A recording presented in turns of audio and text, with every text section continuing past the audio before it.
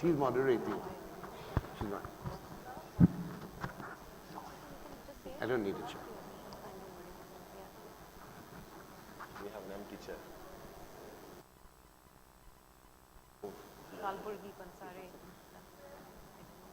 Dear, don't worry about the chair.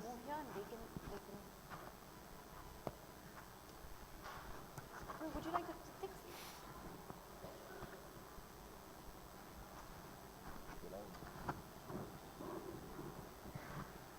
Thank you.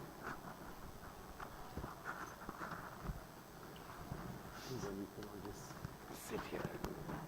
Oh. And don't disappear. Yeah? Don't disappear. He has a boom, boom voice. Well, that's why we... And here's my dear former colleague, Aviruk. So, let me just say a little thing and then you talk about it. Okay. I'll just talk about it. Yeah. Good morning, friends. It's a great pleasure to welcome you here this morning.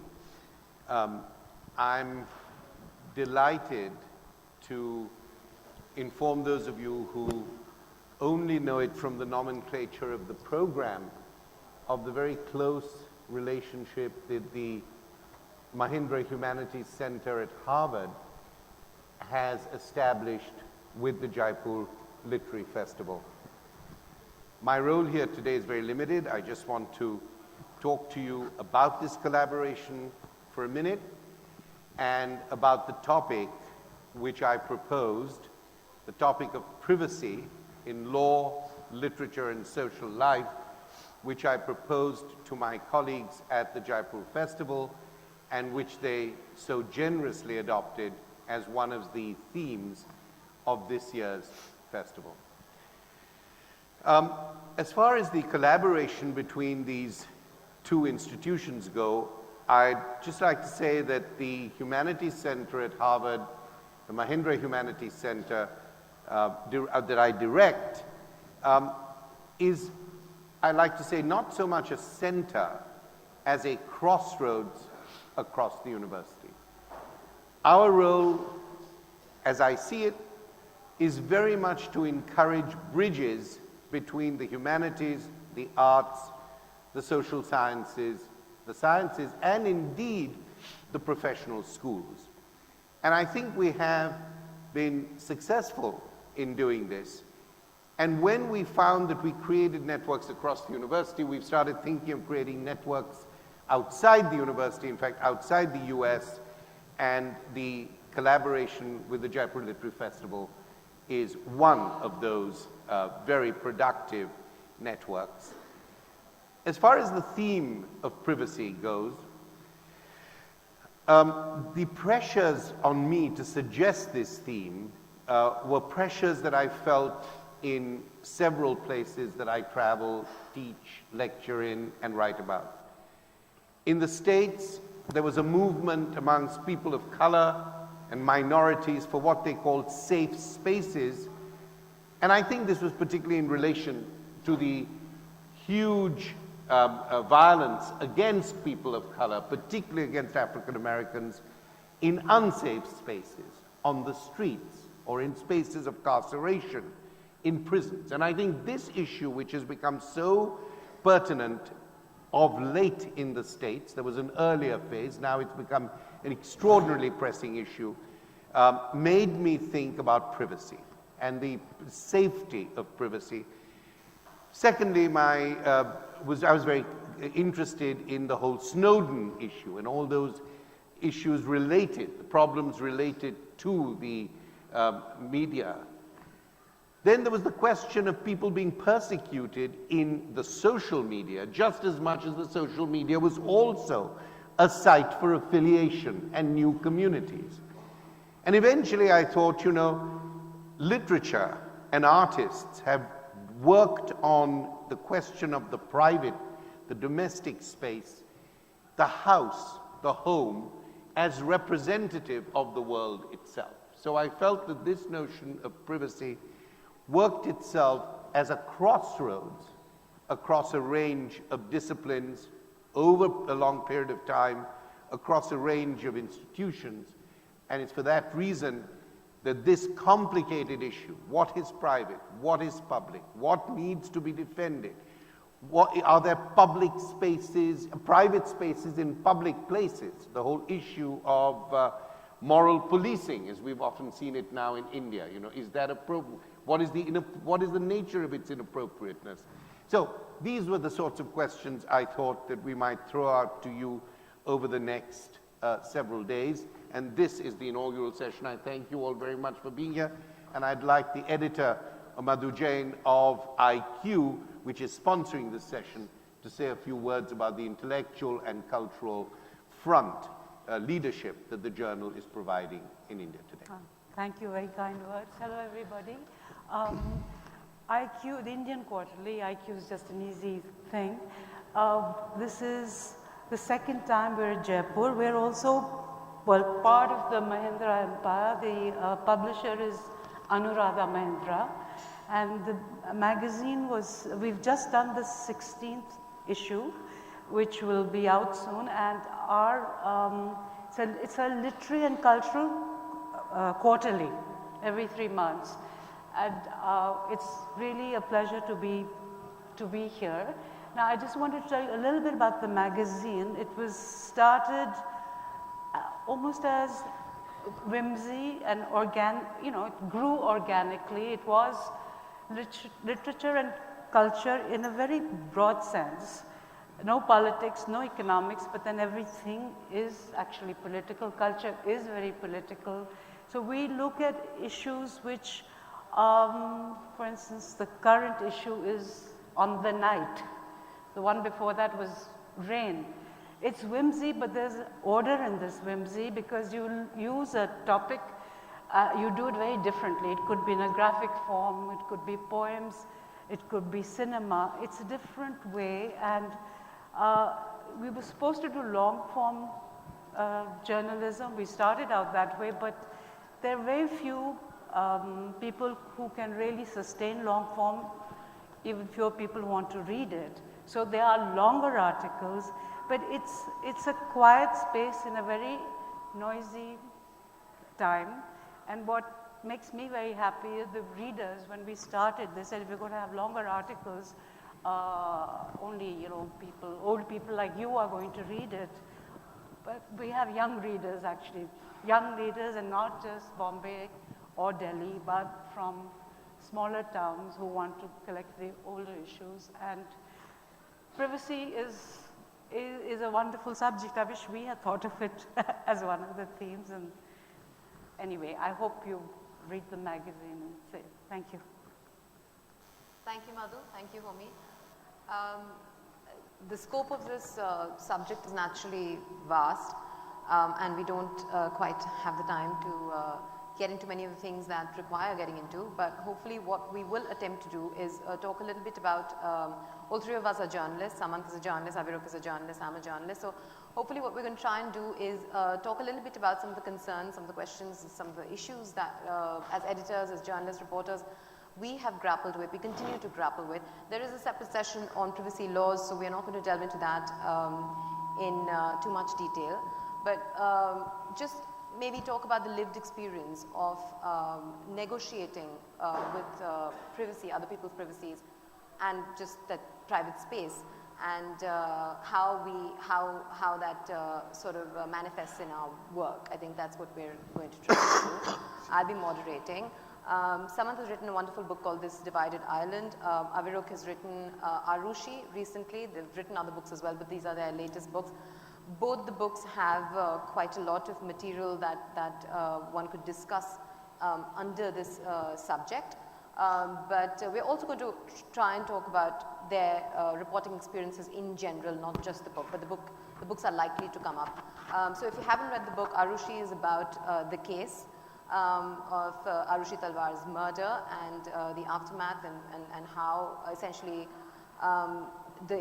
several institutions failed to do justice to the case, to investigate it properly, and in the process a lot of people other than those, of course, who've been murdered, ended up suffering.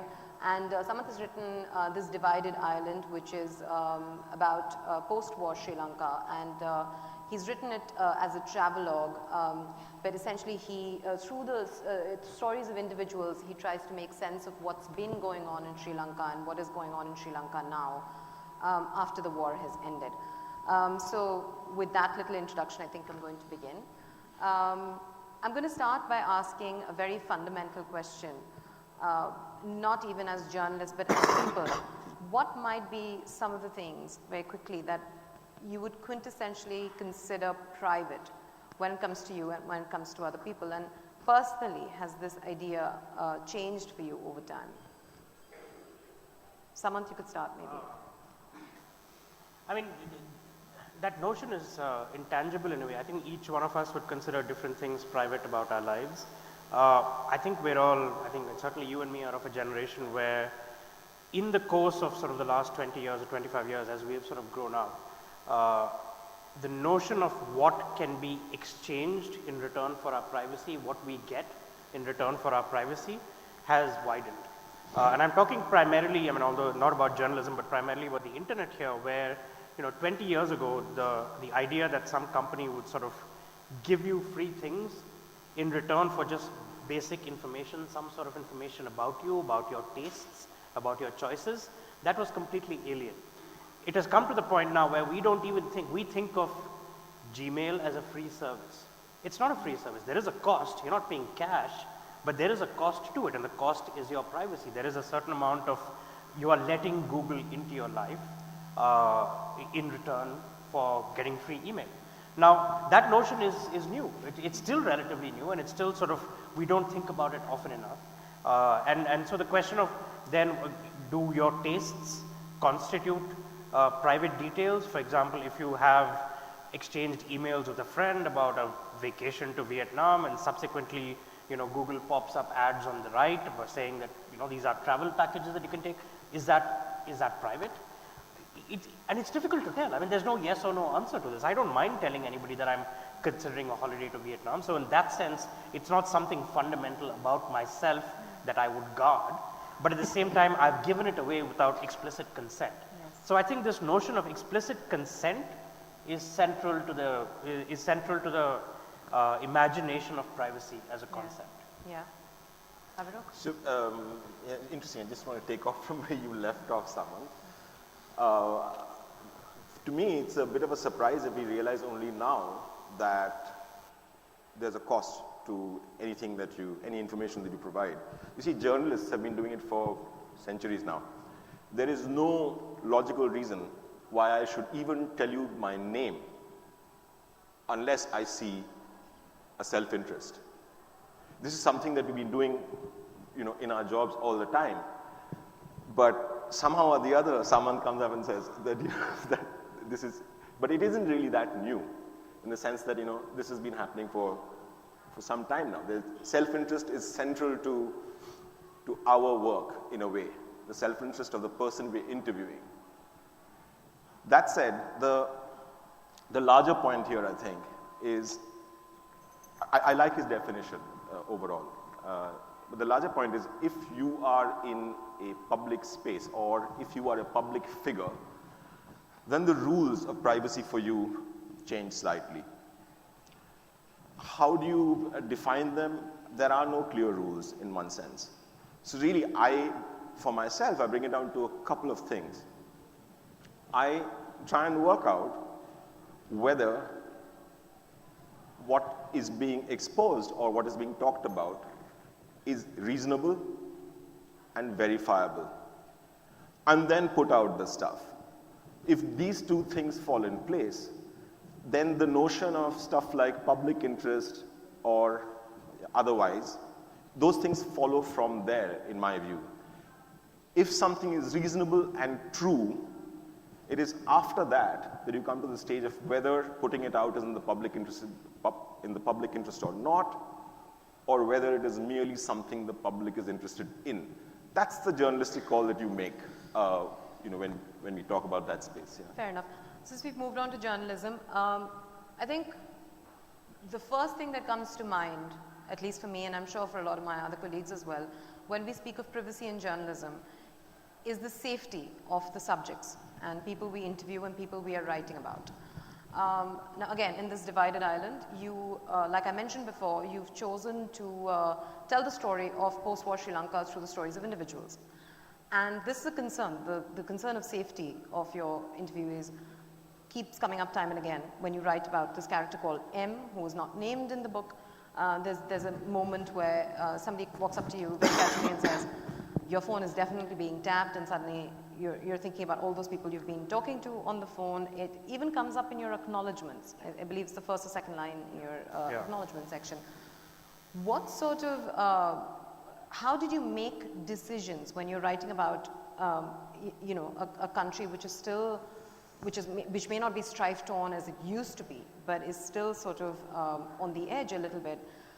How did you end up making decisions about what you think you can and cannot reveal? And especially M was very, very, very interesting because I believe he told you what you could or couldn't reveal, but you were not exactly sure why he was saying this is okay and this is not okay. So, I mean, it's at some point as a journalist, you have to sit down and start making these calls on a case-by-case basis. I think M in particular, who I wrote about, had a fairly sophisticated understanding of the framework of safety in Sri Lanka and of his own sort of position within the bigger picture. And so I think he was better placed to make a judgment about what he would and wouldn't reveal. With a lot of other people, I would ask them, I would say, look, I'm writing this book, it'll be published in these places. These are the people who are likely to read them. Now, you tell me, are you comfortable with these details being revealed? Do you want your name to be put in there? And they would tell me exactly what they wanted. And I would largely adhere to that, although sometimes if I thought that there was sort of particular threats to safety by revealing some details, I would then sort of go on and make that decision myself. But it's a constant process. I mean, the thing with this is that, you know, there was one particular example which is interesting, is that there was a guy in Sri Lanka, a Sinhalese man, who had kind of negotiated a lot of meetings for me. He's a human rights activist, and he knew a lot of people who had suffered during the war, who were still suffering in post-war Sri Lanka. And so, and he was a minor named character in the book. Now, in the 1.5 years that I was writing the book, towards the end of it, in fact, towards the end of the editing process, he was arrested. Along with another priest, he was sent to prison for a few days. Nobody knew where he was. And only with sort of a concerted movement of civil society was he released, and he subsequently sort of went overseas for a while to lay low. Now, at that point, it was incumbent upon me, I feel, to get back in touch with him and say, look, I know you gave me permission to use your name, but circumstances have changed. Now tell me again, what should I do? And he said, I'm glad you asked. Please, you know, use a different name. I mean, give me a different name. So this is something that you have to kind of do constantly. I mean, it's not sort of a one-off where you sit down with somebody, and particularly when you're writing a book, which takes 4 years, you need to sort of keep checking back, keep circling back to make sure their circumstances haven't changed. Could I ask a question here, please? You know, when you said case by case, Yeah, I thought about that other notion of the case, the legal case. absolutely. So you have this casuistic case by case approach which you've described, but how much does the law determine the ethical choices you make as a journalist? Or are the ethical choices ones that you make this or the other side of the law? You know, I mean, I think the primary ethical, the foremost sort of ethical duty in approaching any of this is first to admit upfront who you are, what you're doing, and sort of give your subject as much complete information and truthful information as you can about the purpose of this project and about the purpose of talking to them. And I don't think the law determines that so much. I mean, I guess maybe you could be prosecuted in civil law for sort of misrepresenting yourself, but there's no criminal law statute saying that a journalist should go out there and say he's a journalist every time. no, not that, but you know, you might reveal something Right. about somebody in order to write your story because you need it Yeah. as a part of the story. Absolutely. That's what I'm saying. You And- know, so there's this sort of delicate concern continually with security and legality. Yeah. You raise Yeah. security. And this happens often, I mean, in the US, I mean, not so much in the Indian body of law, but in the US, in the American body of law, there's a huge Yeah. sort of weight of judgments dealing with whether a journalist can or cannot protect his sources in court, and who can and cannot compel a journalist to give up the identity of his sources. And this is, I believe, I mean, although I'm not following this that closely, and you know, you you guys would know better. But this is still a fluid situation. There has been sort of no set precedent that journalists can refer to time and time again to protect their sources. Yeah. Well, actually, we were going to come, I was hoping towards the end to talk a little bit more about legality. We don't have a set of codified laws in India where privacy is concerned. We have some degree of protection from the constitution itself, from constitutional rights that we have, and that is sort of supplemented by rules of self-regulation that have been made by several bodies, such as the Press Council of India, the broadcasting body, etc. But other than that, we don't, so it's, like he said, it's fluid, it's kind of fuzzy, and we don't also have proper laws when it comes to protection of our sources and when we can and cannot be compelled. There isn't clarity on that subject. But I'm hoping to come to that in some detail towards the end if we have some time. But since consent has come up so many times, one of the things that I wanted to try to, to broaden this conversation a little bit, we've been focusing on security, and that of course is key concern because that's, that's foremost on our minds. But, and since when we mentioned the social media, you mentioned Google to start with, many times, and this might sound patronizing, and sorry if it does, but many times people we're speaking with might not quite always be able to envisage the full extent of what the implications of revealing the sort of information that they are revealing about themselves.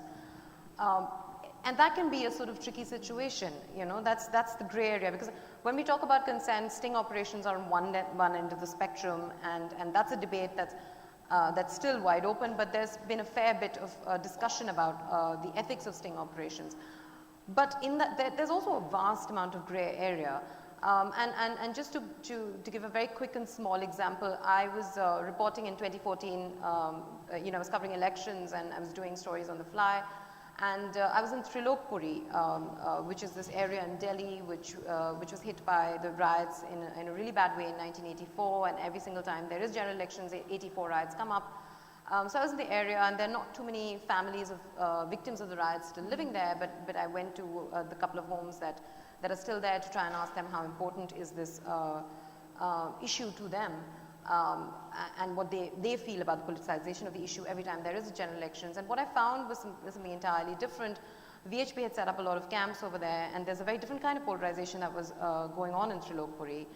And the fault lines had completely shifted, and I was talking to a bunch of 18-year-old children of people who had suffered in 1984. And they had been to some of these camps, and they had prejudices which were growing within them, which made them feel like they were the majority and their Muslim neighbors were minority, and they were saying a lot of things which they no doubt heard from these camps. And I found that very surprising. And these were 18-year-old kids who are trying to go out in the world and take up jobs. One of them works in a call center, the other one wants to set up a parlor. And they were I asked them several times that, is it okay for me to write about what you're telling me? And they were absolutely fine with that. But then when I did start to write the story, I didn't have so much of a concern about their safety, because they weren't saying, they weren't saying anything that could incite violence. But I was wondering if these are 18-year-old kids and their names are out there, and they may not even know better at this age, and they're somehow stuck with this image of, they never, because it's online, it's there on the web for times to come. Anybody Googles their name, this could come up. And this opinion that they held when they were 18, which they had sort of derived from this kind of indoctrination camp, they could be stuck with this for the rest of their lives. So just to give you, I bring this up because I really grappled with the issue at that point in time. I had explicit consent, but I wasn't quite sure. But there is that tension, because you are a journalist, you want to be able to tell this story. And how do you negotiate that tension? Yeah, please, any one of you. I mean, I can speak on the specific case of this project, the book that I worked on, Arushi. One of the rules that I laid down for myself while doing this is that I will make every piece of information that I provide in the book attributable, either to a document or to a direct interview.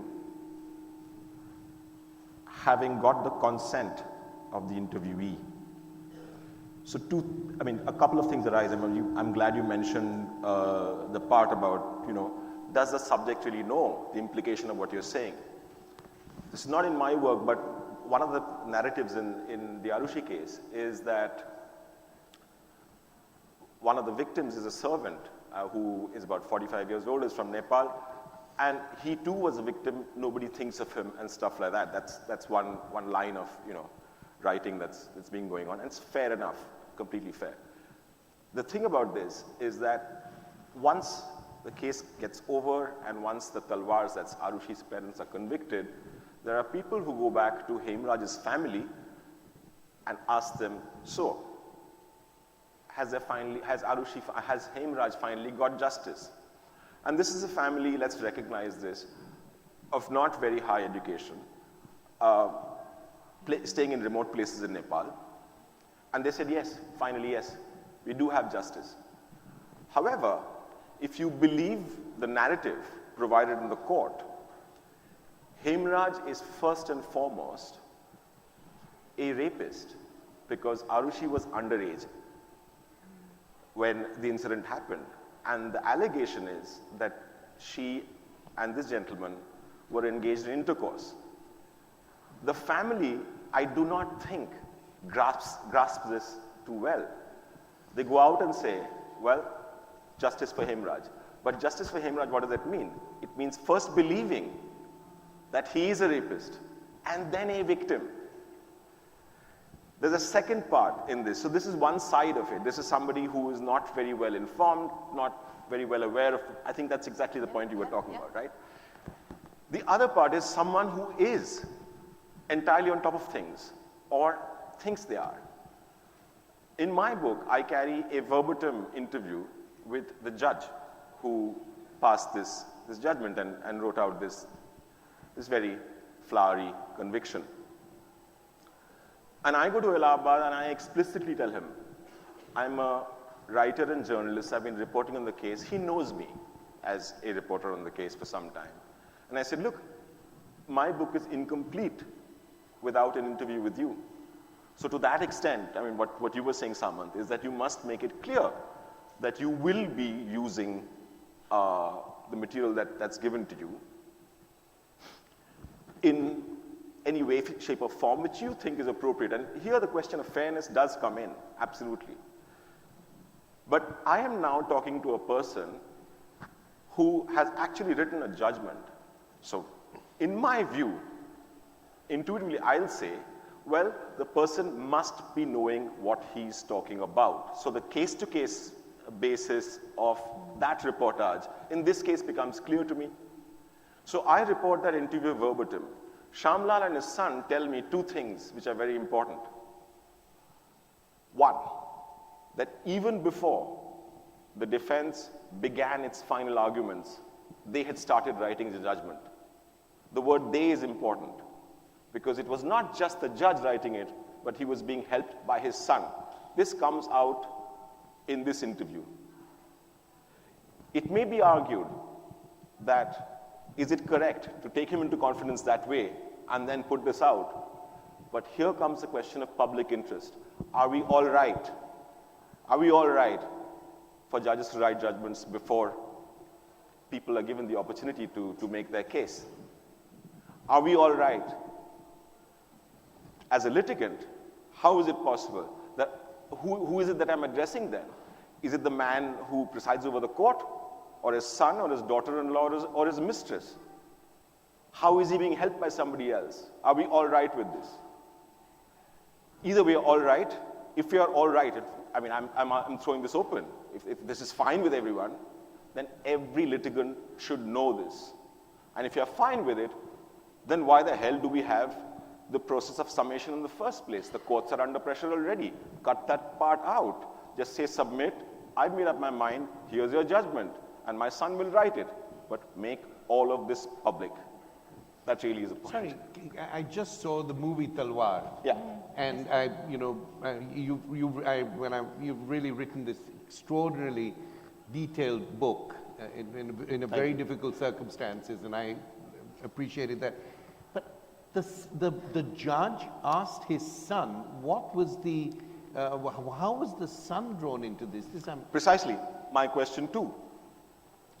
The son gets drawn into it because, as he says, for this particular judgment, which is a legacy judgment for this man who's retiring just after it, certain good words have to be found. And if you read the judgment, it's like a thesaurus in itself, but a thesaurus probably from the 17th century. He wanted to sound like a 17th century savant before he retired. Yeah, I mean, I'd advise everyone to read this judgment. I mean, like, it's in parts, the issue is serious. But there are synonyms for penis, like Willie and Pecker, as part of a conviction of murder. I mean, a nightgown is not a nightgown anymore, it's a peignoir. Am I getting that right? I mean, yeah. What was the son's job? What profession? This is not entirely clear, but his job was to vet, correct, and input on the judgment. And the thing about this is that many other journalists that I've spoken to say that, well, you know, people take notes, judges, they are under pressure to write it and whatnot. They go through case files and they kind of, you know, they do a little prep before. So it's not really writing the judgment. No, this is wrong. Because in this particular instance, the judgment makes it clear in its very second paragraph that the Talwars are guilty.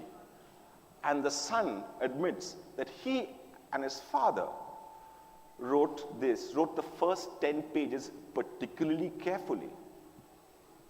Once again, with certain good words like fiendish and flagitious, crime, and lots of willies and peckers all over the place around. So now, the ethical position would be what? Do I go back to him and do I tell him, look, you've said some really stupid things. You want to take it back? I'll say no. And, you know, you can attack me for it. I'll say no because it is my firm belief that putting this out is genuinely in the public interest. That, to me, is paramount. Okay, before, I have a couple of questions on what you said, but before we do that, one quick thing that I wanted to address is that both of you, at least for your recent books, have spoken to a lot of people who are grief-stricken. You've interviewed Arushi's parents who've had to deal with considerable trauma, as have you. A lot of people who've been suffering in Sri Lanka or who've seen all kinds of trauma.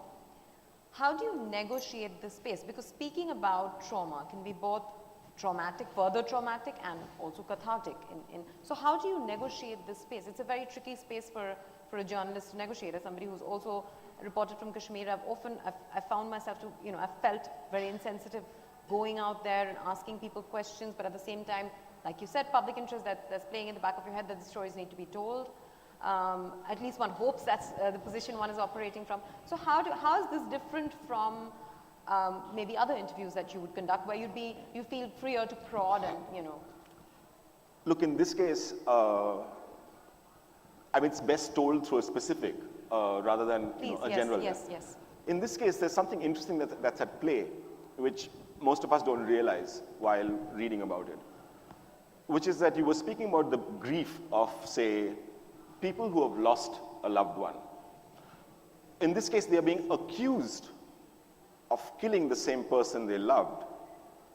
So really, they have had no time to grieve. They are grappling with something completely different through a long period of time. In fact, I'd say, despite this is precisely what they told me. I mean, I've talked to them several times. I was there, in fact, day before yesterday in the jail. I've gone to see them. So one of the things a running theme in this is that we have never been given the opportunity to grieve because in the first place, in the court of public opinion, from the very beginning, we've been seen as guilty. So you talk about privacy, it permeates into other areas apart from journalism as well. It permeates into things like investigation. You look at another famous case, say Sheena Bora. Look at the kind of story, the narrative that's put out, which is outside or has nothing to do with the murder. Look at all the lifestyle stories that come out. The same thing happened to the Talwars. And here, the invasion of privacy is not purely the fault of the journalist. The investigators on the case are actually putting these stories out. So really, we're talking about not just a responsible media, but a responsible system of criminal investigation or any other kind of investigation. In the Talwar case, what happened is, one of the things that they were cast as this orgiastic, very fast-living couple from who, I mean, below the prime minister, it was them. That was their status in society. That's how they were cast. They were alleged to have, and this was put out on several televisions, not several, a couple of television channels and some media, that they held an orgy in a hotel in Delhi, having booked 12 rooms there. This story was put out, even before the case went to trial. It cast them as the kind of people that you really don't want to mix with, and the kind of people who might, because they are so debauched, actually think of killing their daughter. Now, so those are the leaps of rationality that people take. I'd ask the question of the journalist putting this out, is that, look, if there were 12 rooms booked, surely, there's some clue left, some bill, someone who has seen them, some person who served them in these rooms. If it was such a large orgy, that's a number of people, at least one of them might come out and say, this actually happened. None of this was ever done, but the story was put out in any case. So I go back to the original point that I made about privacy.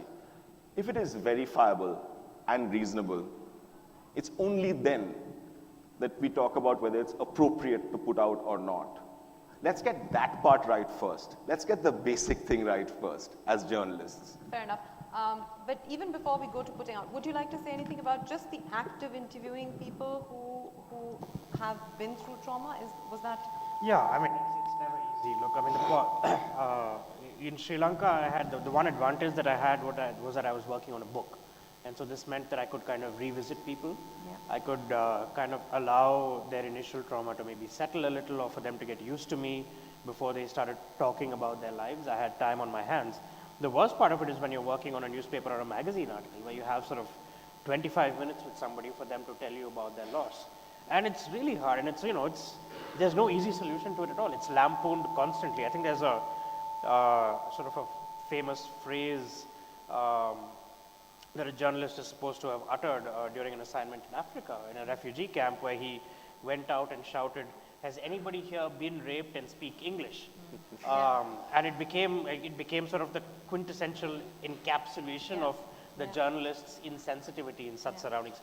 But I mean, if you think, and presumably this is why we do our work, but if you think that there is a larger story out there that people ought to know, including sort of rape in a refugee camp, you have to swallow your momentary sort of discomfort with asking these questions at an inopportune moment, and ask the questions and get the story and go out and do it. Primarily so that it doesn't happen again to more people. I mean, this is the sort of, maybe this is how we fool ourselves into doing our work on a day-to-day basis, but I think there's some truth to that. Yeah. Well, I certainly hope there is some truth to that. But, coming back to what you were saying about, you've written in some detail, you were talking about how there were all these details that were being put out about Arushi's family, there was a lot of irresponsible reportage at that point in time. There were also leaks.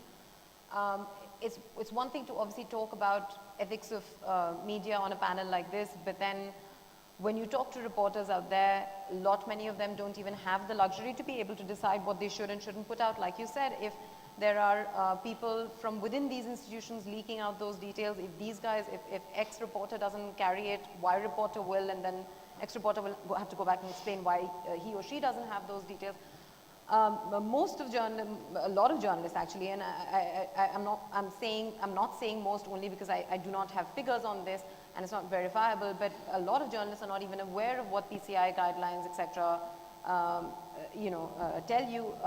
So what I really wanted to get at is two things. One is that as a journalist, again, you yourself are writing about the case. You're also writing about journalists who have written and reported about the case.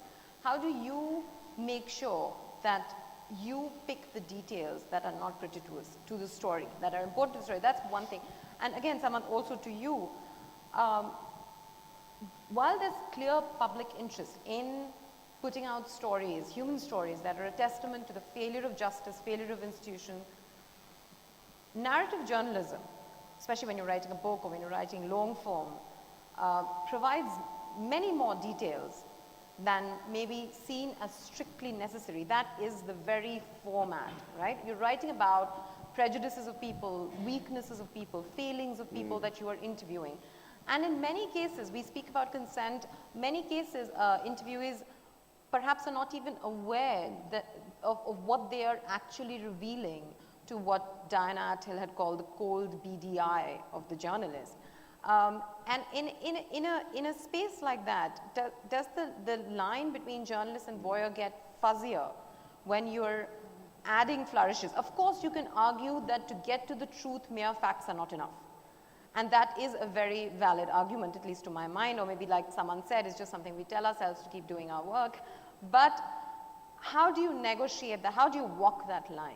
Can I just add one little thing to what you said? Do. I think it's an excellent question. So there is, you said the journalist and the voyeur, but also the writer who is trying to create a sense of interest in the reader. Absolutely. So there's public interest versus this other kind of interest. Absolutely. She looked twitchy as soon as I asked her whatever. The aesthetics of the form. The aesthetics of the form, yeah. Why the aesthetics? I mean, I actually feel that there's a convergence. If I write something so boring that it puts people to sleep, I am also not doing my job. So really, it's incumbent upon me to make it interesting. And I will choose a narrative style and put myself out there, like we all do. Yeah? So I don't see a conflict in I just that say, position. there are certain, and I take your point, there are certain moments where you could give a certain turn in a story as a writer by reading a symptom. Now, when you read that symptom to make it more interesting, make it more human, are you then going to say, is this verifiable and is this reason? You put that same criteria, verifiability and reasonability, when you're at the level of the writing. I mean, I can speak about the specific case of this book. It is. That's a short answer. The reason, I mean, I don't really particularly like the word flourish in writing at all. I personally don't believe in prettification of a sentence or anything. But the point here is that if you are not able to describe, mainly in verbs, a situation or a setting, then something like, say, in the specific case once again, what does a courtroom look like? Is the dock the way we see it in films, or is it a different kind of thing altogether? What does the inside of a jail look like, for instance? These things are, to most of us, abstractions. You have to, in some way, make it real, because the action is taking place in a context, not in a vacuum. And it's important for you to get that picture. Therefore, the details. Indrani Mukherjee spoke brashly and hurriedly when she said, I am not guilty. Though that opens up a problem. It does. For me, it does, because, I mean, you're making a value judgment right there by using the adjective brash. Yes. But if you say that she spoke for barely a second and a half, you might make the same point by a different way. But you wouldn't say brash, you would say she spoke for a second and a half. If you're asking for a personal preference, I wouldn't. I'd rather not use the word brash. Okay. But I'd probably describe an action. Suppose she slaps the reporter in front of me, or then I would describe that action. But that's a personal preference. Okay. I'm not saying that it's the only way to write. No, absolutely. Also, what's the subjective? I mean, to what brash might denote to you beyond the dictionary, it may not have the same, conjure the same image. But, you know, I mean, just to defer on this and throw a little heat on the fire, I don't have a problem with journalists making judgments like this. We all make judgments like this all the time about everybody. I mean, the only difference is that the journalist is in some way communicating his or her judgment to a larger public. Now, admittedly, you can't sort of go overboard with this. You have to be responsible. But there, I mean, brash is a subjective but certainly valid judgment when somebody is speaking. I mean, you know, she seemed twitchy, is verifiable in my opinion. I mean, you can point to sort of facial tics or twisting your fingers around, that's twitchy movements. I mean, I think what would be problematic is if you link that exteriority to some interiority. If you say she seemed twitchy because she was guilty or because she knew she was guilty, without making sort of a solid sequence of reasoning between these two things. But I mean, look, the fact that she spoke brashly would be out of place in a newspaper report. It would possibly be out of place in a short magazine piece. It wouldn't be in a long magazine piece. It certainly wouldn't be in a book. I mean, there's a sliding scale of aesthetic forms that journalism takes. And I think we accept that when we read a book and we read the narrator sort of in a way channeling the world through his or her eyes, that there are certain subjective judgments that must necessarily come with it. Because the whole act of journalism is subjective. You cannot cover every single detail about a case. So even selecting the details that you're putting into a book, you know, subjectivity enters into it right there. So we may as well sort of go the whole hog and make that subjectivity aesthetically interesting, in my opinion. Yeah, I mean, what about the other media, you know, television, cable TV, because it is very intrusive. See, when generally talking about grief, you know, there's been an earthquake, somebody's dead. What do you feel now? You know, there is. But my problem with that is that those are stupid questions. No, Stupid but most of questions should them, be outlawed most of them everywhere. are. But most of them are. I completely agree. I have someone was saying a little while back that, you know, you get these 25 minutes or a half an hour with an interview and you have that person's whole life has to be encapsulated within that. Yes. You see, with television and with the pressures that have been brought to bear upon it, not just by those who run the channels, but also by us, the consumer We want the sensation. of media, The readers. is that 25 minutes has become more like 5 seconds. So really, that what do you feel question, sure, it's a stupid question, but it's the only one these guys have the time to ask. And there is, I mean, if we've all watched, say, television reporters at work, it's very hard work. It's very hard work. But I think somewhere in all of this, people have forgotten what the story is and gone for the bite. Right. It's a Exactly. very important part of like journalism is to tell the story. Whereas now stuff is event-led. Well, there's something happening in court. Let's go stand outside there. Let's ask them how they feel. You have the visual, you have a quote, and that's it. But what's the story? I mean, so really, all the details that you either choose to include or exclude, I think make up a story. And he's dead right. Each of us is subjective in whatever way we put out our stuff. We may differ on a number of things, but the reason why you do your journalism is because, or you do any story, is because in the first place, you are writing the story. It's you.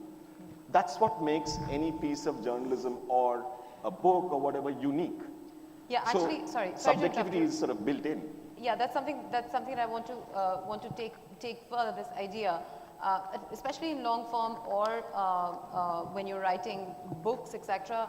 I think I would have to agree with someone. I would even go as far as to say that it's impossible not to editorialize. I think this fiction of objectivity is kind of, but that doesn't mean that you don't do it. You know, there still should be debate on what is responsible editorializing and what's not. But what you said about when you're writing, you are writing.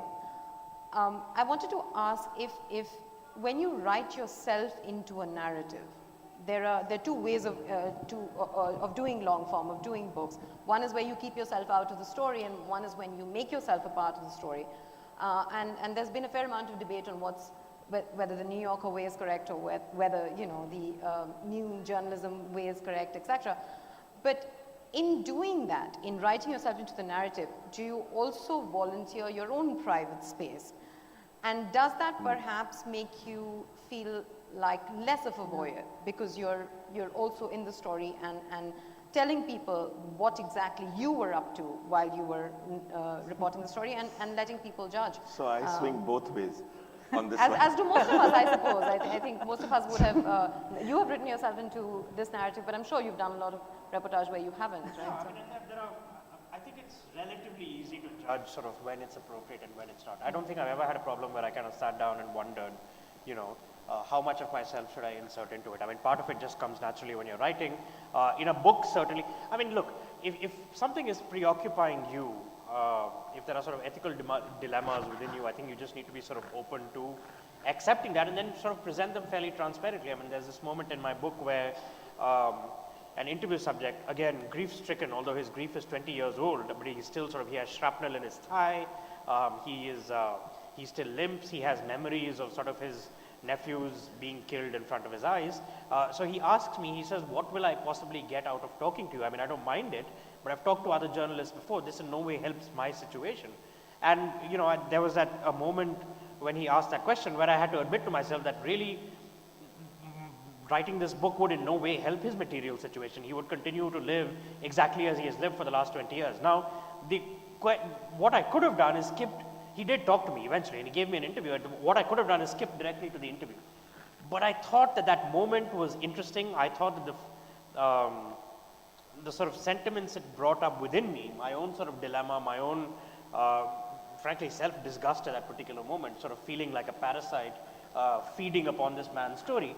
I think that is interesting. I think that's important to put to the reader, because I think it in some way it shows us the pain that he is in himself, the sort of mental state that he is in, but also the mental state that the journalist is in or the reporter is in. And again, this can't be done when you're reporting on, you know, Parliament adjourned at 11 a.m. yesterday, because you can't say, I was in Parliament and feeling slightly, you can't do that in a newspaper report, but in a book, in a magazine article, I think it does have a certain place. Yeah. Would you like to add something to it? Or? No, I mean, I agree. Like I said, that there have been situations where I have written myself into a story. There have been other situations where I have not. You know, you take it as it comes, and again, there are no rules to this. So for me, most of this is intuitive, really. The idea of that, like the tools of my trade, you were talking about whether it's been codified somewhere on how you should conduct yourself. Most of it is intuitive. I mean, why will you put out something which is unverified? Why will you depend on a slightly dodgy, unnamed source? Why will you put out something that's unreasonable? These are things that even in regular conversation we won't do. So why do it in your journalism? So I really don't, I mean, a lot of stuff is like I said, it would to any human being quite naturally, that this is how you should conduct yourself. I mean, the idea of fairness in any reportage or anything that you do, is that something terribly new? No, it's not. It's ages old. I mean, as old as humanity, I think. So why will you not be fair? Why will you suddenly decide not to be fair? It's a bit ridiculous. I mean, that's really. You're so virtuous.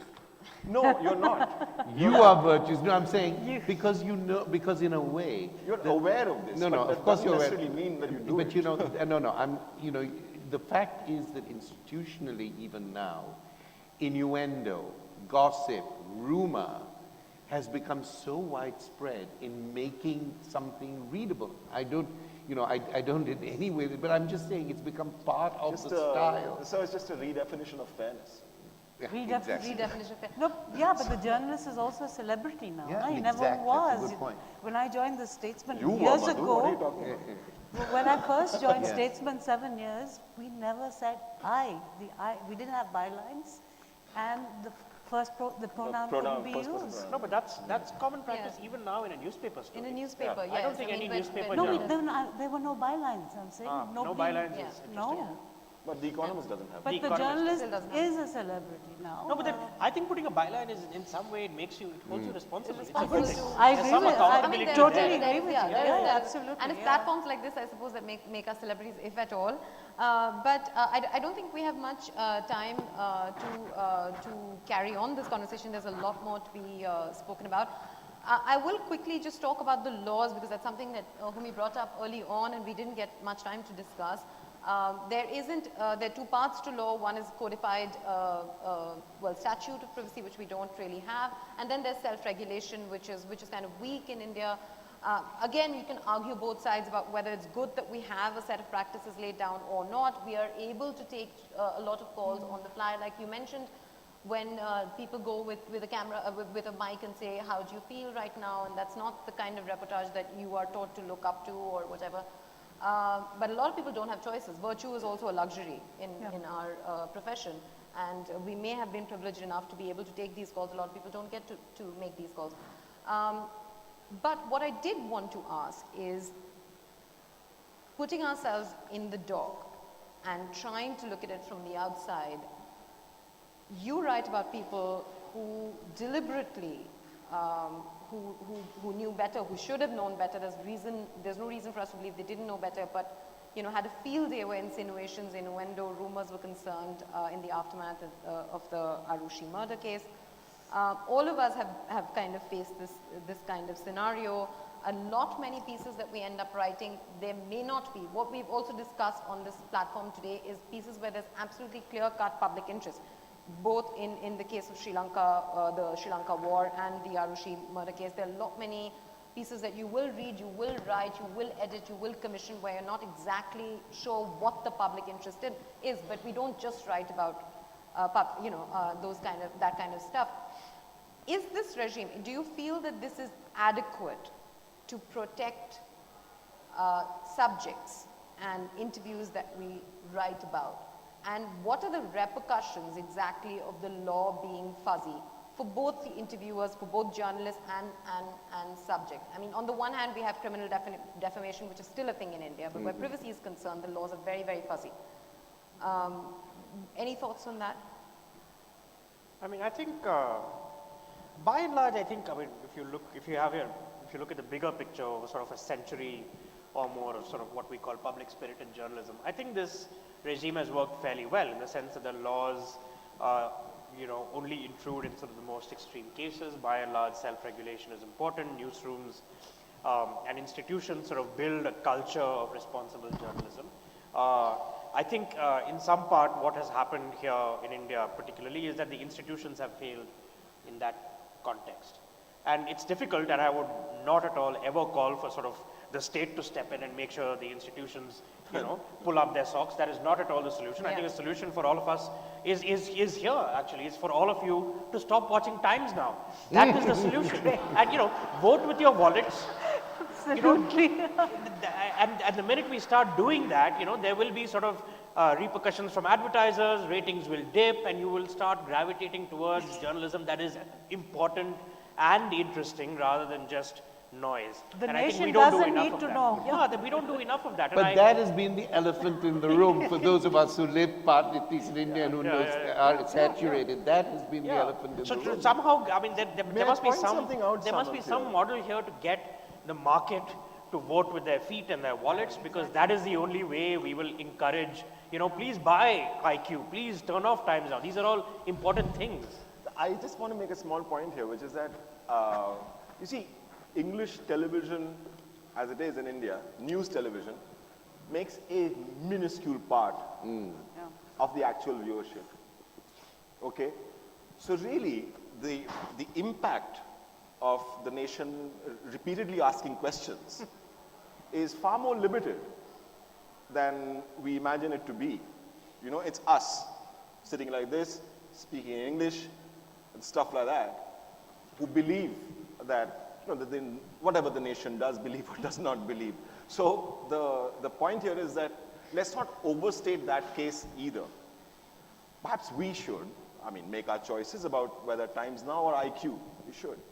But overall, the nicer part of this thought is that it doesn't have, I think, the kind of impact that we imagine it to have. Well, that's a very optimistic take on it, but in the end it all comes down to the market, and that's really where all conversation stops and should stop. We have just 5 minutes if anybody has any questions for Samant or Avirok or anybody else on the panel. There's a hand over there. Guys, we're very short on time, so just ask your questions very briefly if you can. What would define as the most important rights and duties of reporter involves a Sorry? Hello, am I audible now? Yes, yes, you are. What would you define as the most important rights and duties of reporters when it involves a private issue? Duties, essentially. Take that. Go ahead. The rights and duties. I think we went over this the rights, our rights as reporters are the same as anybody else's. Article 19 of the Constitution. That sort of sorts it out for you. As far as duty is concerned, I mean, my personal view is it doesn't have to be codified, or no state intervention is necessary. We can do this intuitively, we can work it out intuitively. This is what I believe. But, you know, and I'm not as virtuous as Mr. Bhabha. Thanks, you Makes are. it out to be. No, you're a voyeur. There is some space in between, sir. I'm glad you occupy. Yeah. Is there, okay. there's one of you. Hello. There are laws in India which are probably as old as the East India Company, and we still stick to them. And I think for a writer in India, it takes a lot of guts to go and give a take on a story, because it's not easy. You never know when your books will be, banned. So what exactly, what was your, what inspired you to write about this story? Is that a question to me? Yes, it is to you. I'm so sorry. So it's quite simple. I mean, in the beginning, I was merely doing my job reporting the case as it played out in trial. And I was approached by a publisher saying that, do you want to make it a full-fledged book? So really, it was not something inspirational. But as I went along, I realized one important thing about this story, which was that it was not merely a murder trial or a murder story.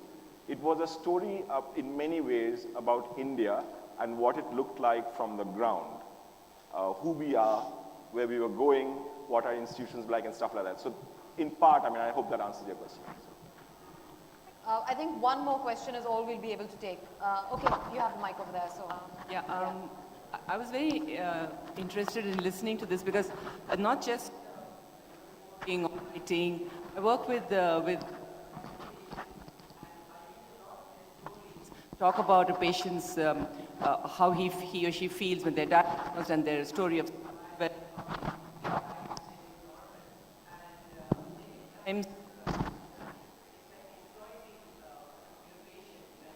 talk about and take that person's example. And like someone said, it's very good to go back every once in a while because lives change, they give change.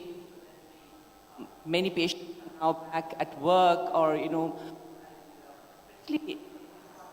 if there is a history of cancer in the family, then there's marriage proposals stop, there's discrimination at the workplace.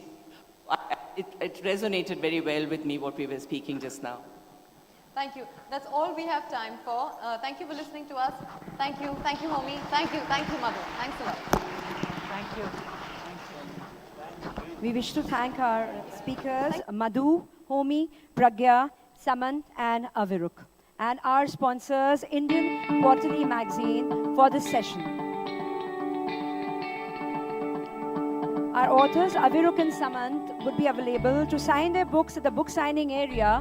Books are also there for sale at Full House Bookstore and the signing area as well.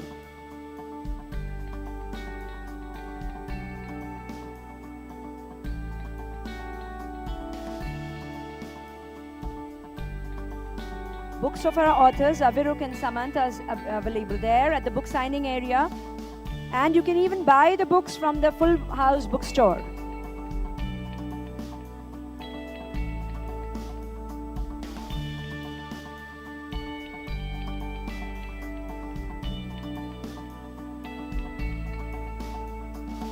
Our next session at Mahindra Humanities Center Durbar Hall is from 25 to 125, Drawing Blood, the narrative art of Molly Crabapple, in conversation with William Darampile.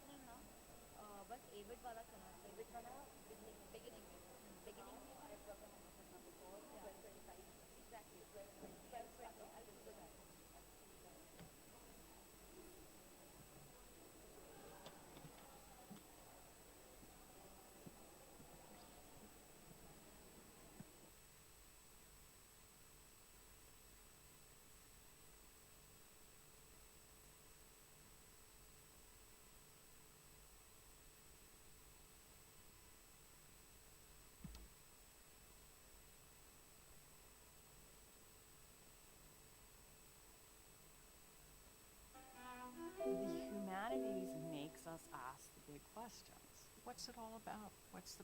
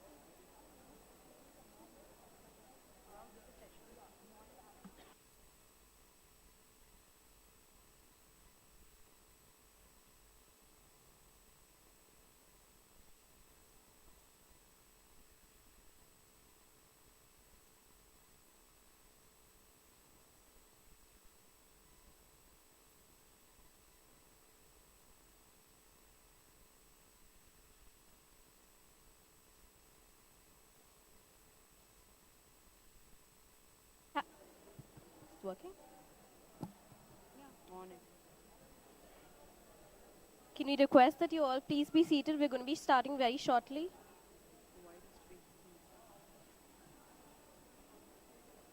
Morning, everyone. We're going to start the session very shortly. If all of you can be seated and the aisles can be kept free. You all requested to please take your seats. We'll begin the session shortly.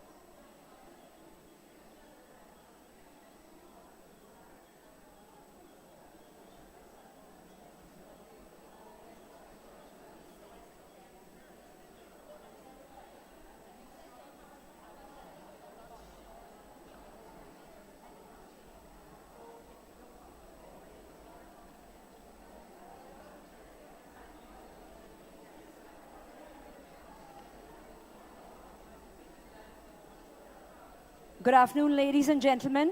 Welcome to the 9th Jaipur Literature Festival, Mahindra Humanities Centre, Durbar Hall.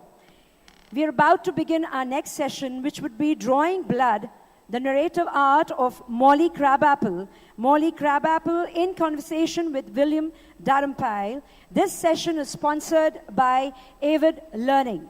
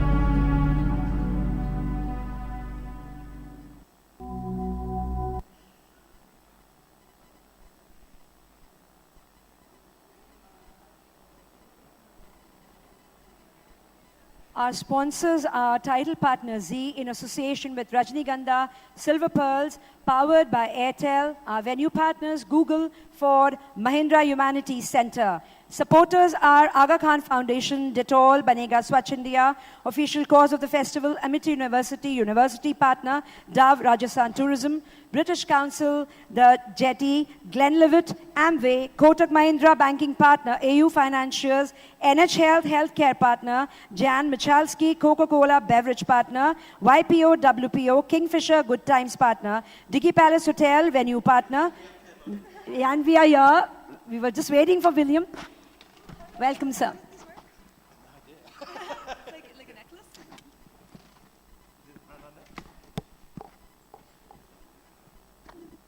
Thank you. Oh, sorry. No, it's okay. Don't worry about it. You didn't get me.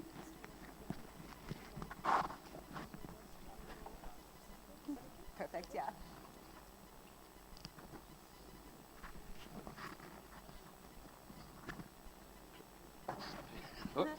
Like nooses. Just going to hang ourselves now. That working? Well, welcome to the Durbar Hall for a session on one of America's most radical and edgy artists, and who, at the tender age of barely over 30, has published her first autobiography, which is an unusual feat in itself. Drawing Blood, which is an extraordinary memoir and record of an extraordinary life lived as art and with art and creating extraordinary art in an intensely political and often erotic way. Let's start back at the beginning with your... Have we got the images, incidentally, working now? Could we have Molly's drawings on the monitor? So talk about growing up. New York, radical background, Marxist father. My father, he is a professor of political science, but he's also a Latino Marxist intellectual who brought me up with copies of Emma Goldman's autobiography or with books about Che Guevara. My father was someone who, when I was a little kid, he would take my toy and he'd break it down to me. He'd be like, this toy, it doesn't just have value because it's an object. It has value because of all the labor that's been put into it. And the bosses can only get their profits by paying the workers less than the value that they give. You were aged, what, 3 at this point? Seven, I would say.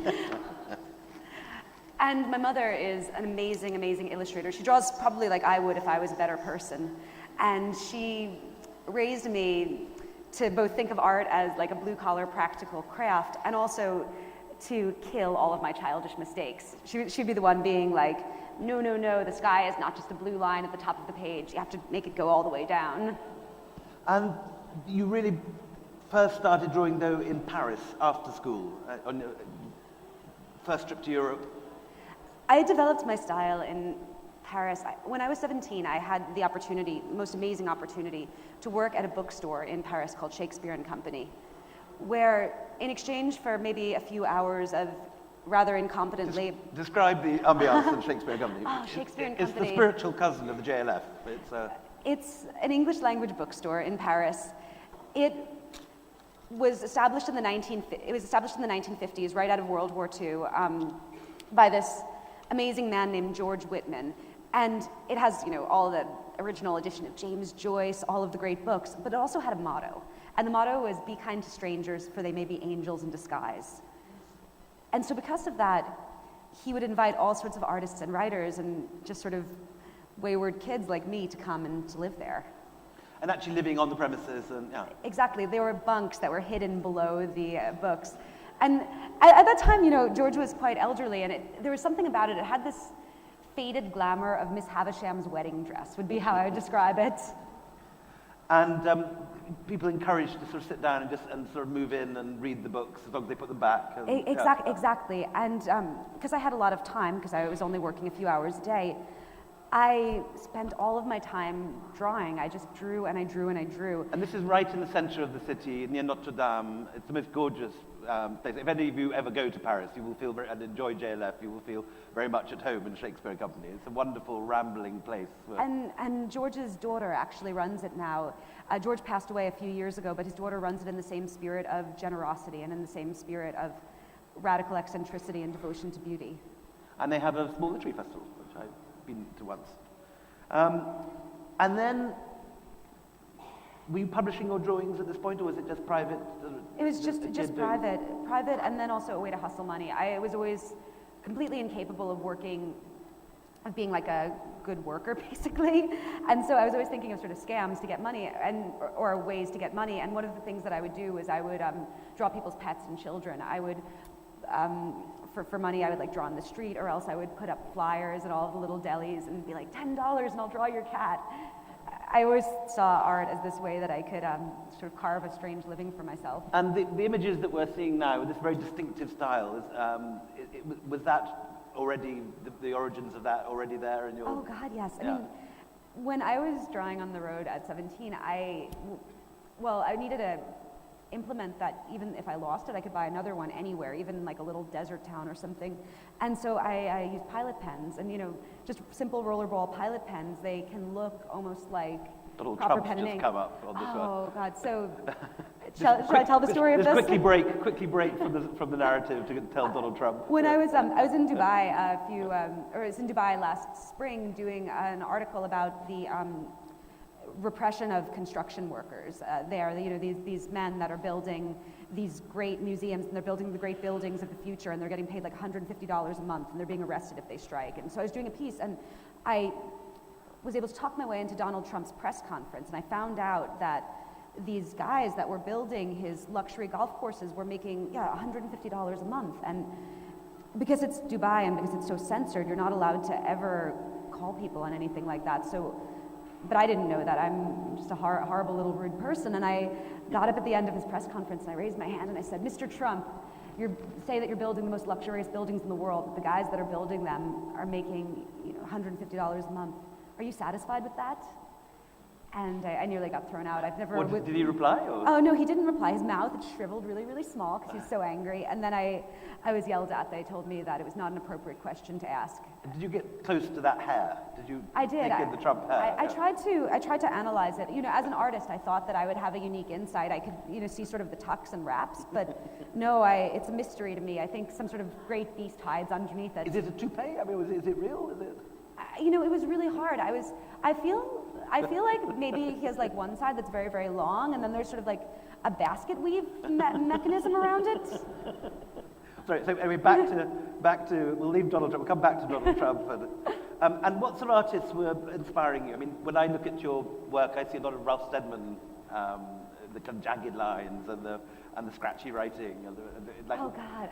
My school copy of The Wall comes to mind, is it? God. Yeah. I was obsessed with Toulouse-Lautrec, actually, the French poster artist who did the posters for the Moulin Rouge.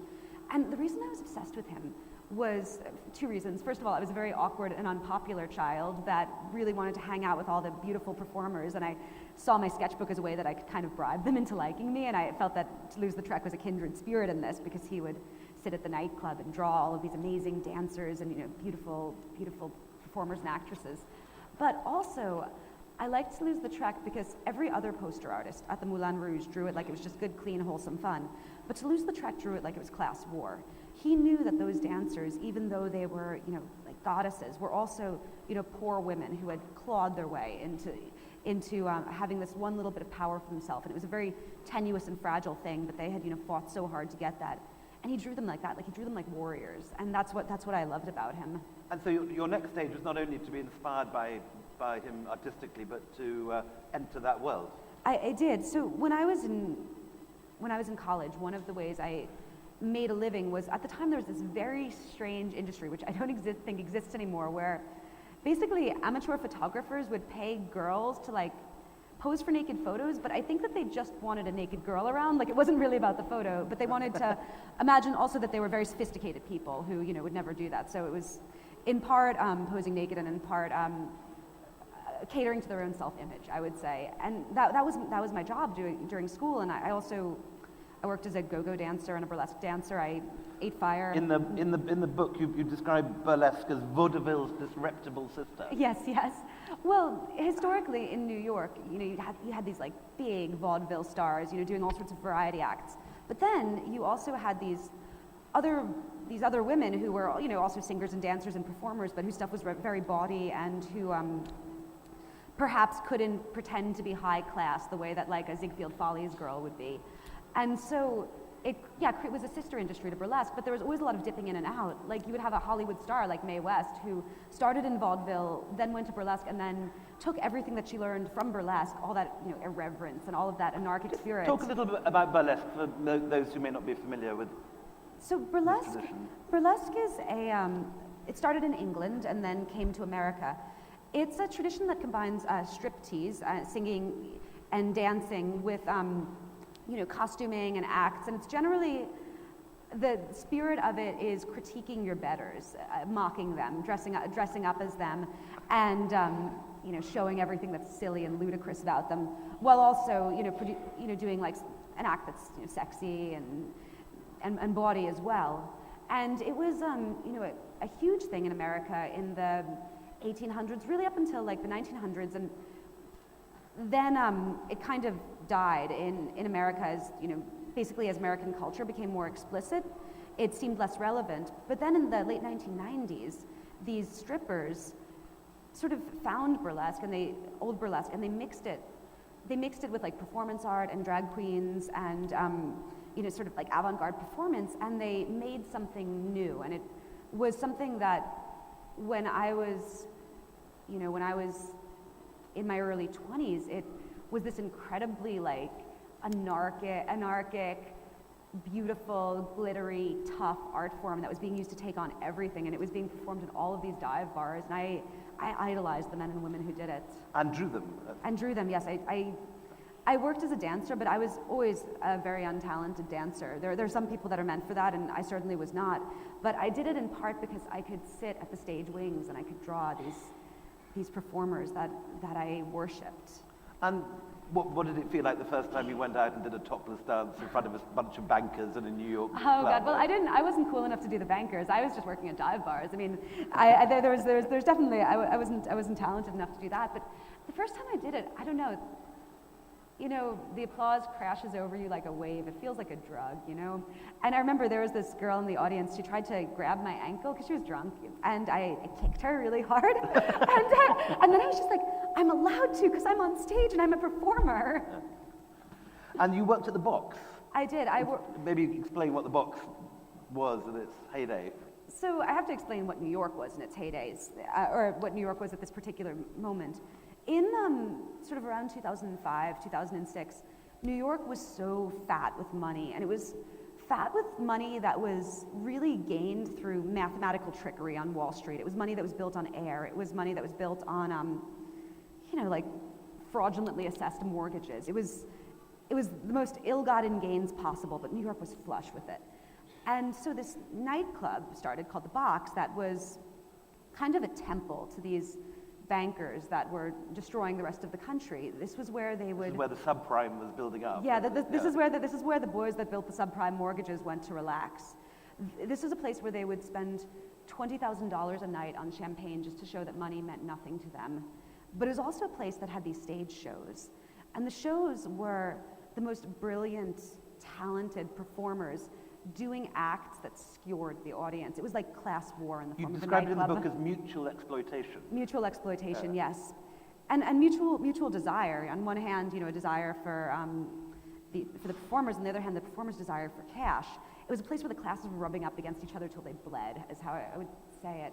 I mean, one amazing performer did an act where she pretended that she killed an audience member and then put on his clothing and left in it. Describe it a bit more. So she's up on stage. She's up on stage and she's dressed as kind of a cartoon version of a sex worker. And there's an actor who's dressed like an audience member. He looks just like a banker. And she takes him on stage and she pretends she makes love to him. But then she cuts off his head and burns the bed that he's on and puts on his nice suit. She takes off, her sort of cartoon sex worker outfit, and she puts on his nice suit, and she just leaves. And that was the sort of place it was. It was a place where you could actually, in this very limited capacity, speak truth to power, the way court jesters always have spoken truth to power. I think that's why I was addicted to it. And I was the house artist there, and I chronicled it night after night. So was it being attracted to the kind of seaminess of it, or did you enjoy the edginess of it? What was it? Why were you there? I enjoyed. Why were you there? Why was I there? Yeah. I enjoyed that aspect of class war. That's what I enjoyed more than anything, because when you're the solidarity among the girls, the solidarity amongst the men and women who performed there, but also the way that you could say directly to their face, because you could say it's one thing if you're performing right for your friends, in a night like if I'm performing for you, this is a friendly venue, we like each other, and there are certain things that we say to each other. But if you're performing for your enemies, that's something different, right? That's a different space that you can speak in. And the bankers were the enemies. Yeah, they were the enemies. Yeah. And this is sort of post 9/11, pre-crash. Yes, exactly. And this frothy bubble of money. And this frothy bubble of money and self-delusion that was operating on every level, where New York and so much of America really thought that you could just build money on fraudulent math and air, and that you would never, ever, ever have to pay anything back. And then, in 2008, it all fell apart because it was built on lies. And then Occupy Wall Street. Oh, that's later. That's what, 2012. 2011 was when Occupy kicked off. So after the financial crisis happened in America, America reacted as it always did, which was by doing nothing whatsoever for poor people or even middle-class people who had been, who had their lives ruined and their homes taken from them because of this, and instead offering massive bailouts to the banks that they then used to reward themselves for their own failure by giving themselves bonuses. They had hurt feelings, and they had to feel better about it by giving themselves hundreds of thousands of dollars. So there was a lot of anger in America because of this. And America at that time was not a country that really was given to street protests. There had been a lot of protests during the Iraq War, but there was a real feeling that at that time that street protest was futile, that it was theater. And even I felt that way, even though I had grown up very political, and even though I had spent so much time, as a young person, marching against the Iraq War. I still had that feeling too, that protest, it wouldn't work in America, that it just wouldn't work with us. The country was too controlled. But finally, and inspired by the Arab Spring and by the anti-austerity protests in Greece and in Spain, this protest was called in September of 2011 that promised it was going to occupy Wall Street. And I remember I went down to the first day, and I thought that sometimes I felt like I would attend protests before that the way one might go to church who wasn't a particularly religious person, where you think like this certainly won't do any harm, but I don't know if it will do any good either. But this group of people went down and they took over a square in Lower Manhattan, and they stayed there for 2 months, and they built a city, a tiny little miniature city on mutual aid, and every single day they went and they protested. And they were arrested, and they were beaten, and they got criminal records, and they went down and they kept doing it. And because it happened so close to me, I started drawing it. And this was something that gave me the strength, and it gave me the inspiration to allow my art to be political, because before that I was afraid to make my work political. I felt that I didn't deserve to. I felt that because I drew performers and I drew pretty girls, and because I hadn't graduated college, and because of all sorts of things, that I didn't have the seriousness where I deserved to stand in that space. But Occupy was a space for everyone. And this also turned you into a published writer? It did, yes. I got arrested at the Occupy 1-year anniversary. I was doing nothing brave whatsoever. I think I was arrested because I'm short, and the officer had a quota, and he thought that I would fill it rather easily. And it wasn't, a bad arrest as far as Americans go, but all arrests, I think, are somewhat traumatic. And I wrote a piece about it.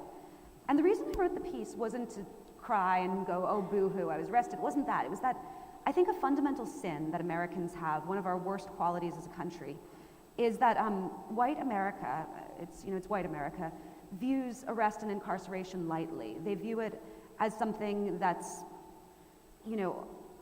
all right or harmless, and that you can just inflict upon people. And because of that, our country incarcerates a higher percentage of its population than any other country. And particularly, particularly, yes, part of its black population. Yes, it's black population and it's Latino population.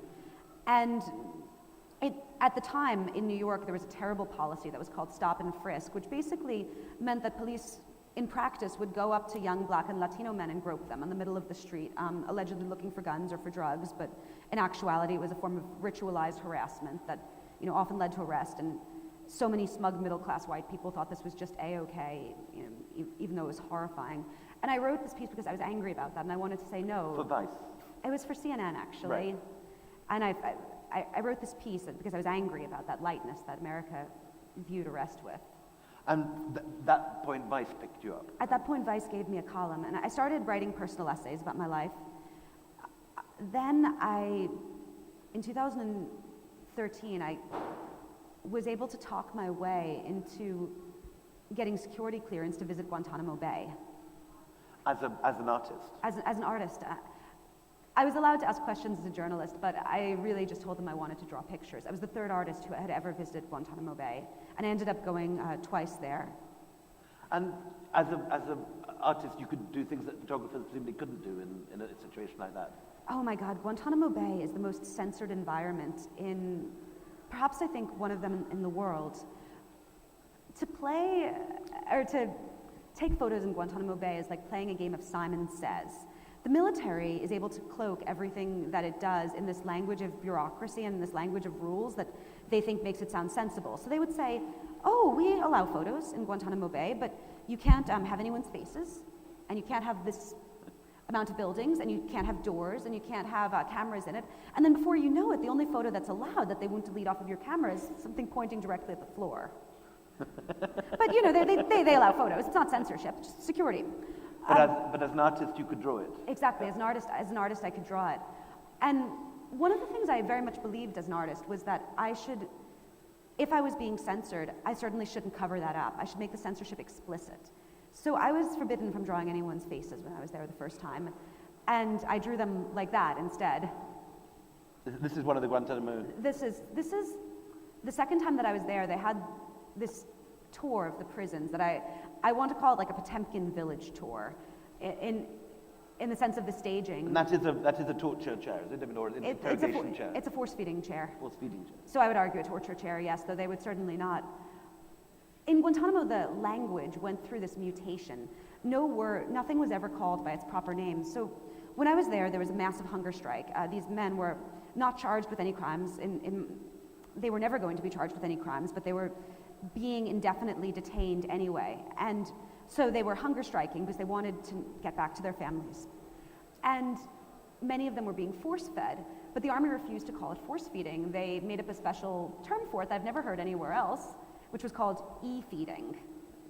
And they took me to the hospital. Sounds like sort of iPod or something. Yeah, e-card, e-feeding. It's nice, digital, And so they took me to the hospital and they sort of justified themselves about why they were doing this.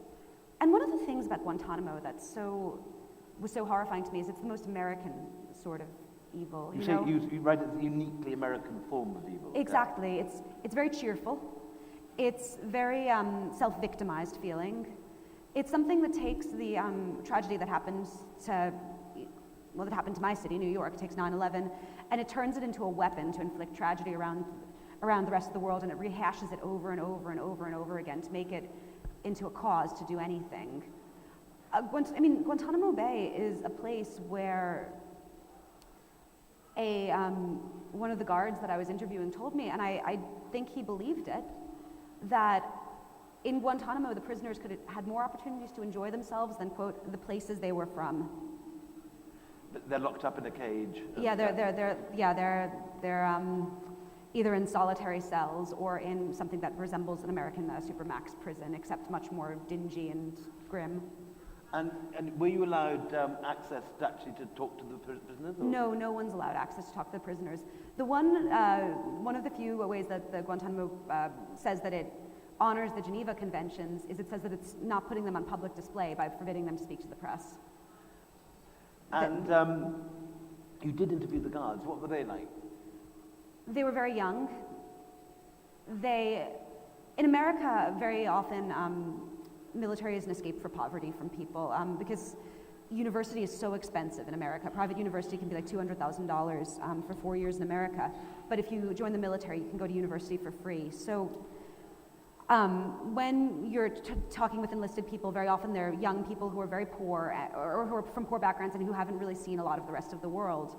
And so they're propagandized to. They have the guards listen to audio tapes of people making those last 911 calls on September 11th in the towers, and dying of smoke inhalation.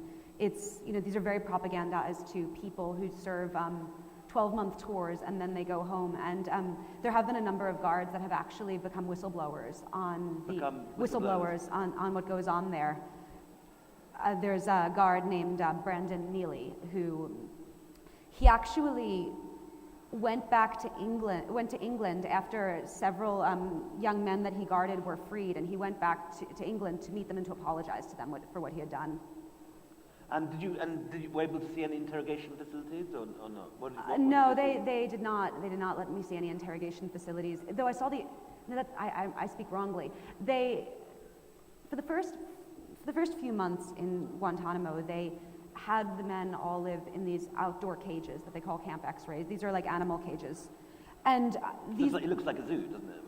And even more horrifyingly, these were not built for the Guantanamo detainees. They actually imprisoned Haitian refugees that were fleeing Haiti in the 1990s, were forced to live in these cages beforehand. So they have a very grim history.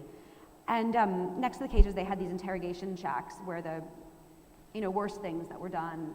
Waterboarding. Yeah, the waterboarding, the sexual humiliation, the beatings, the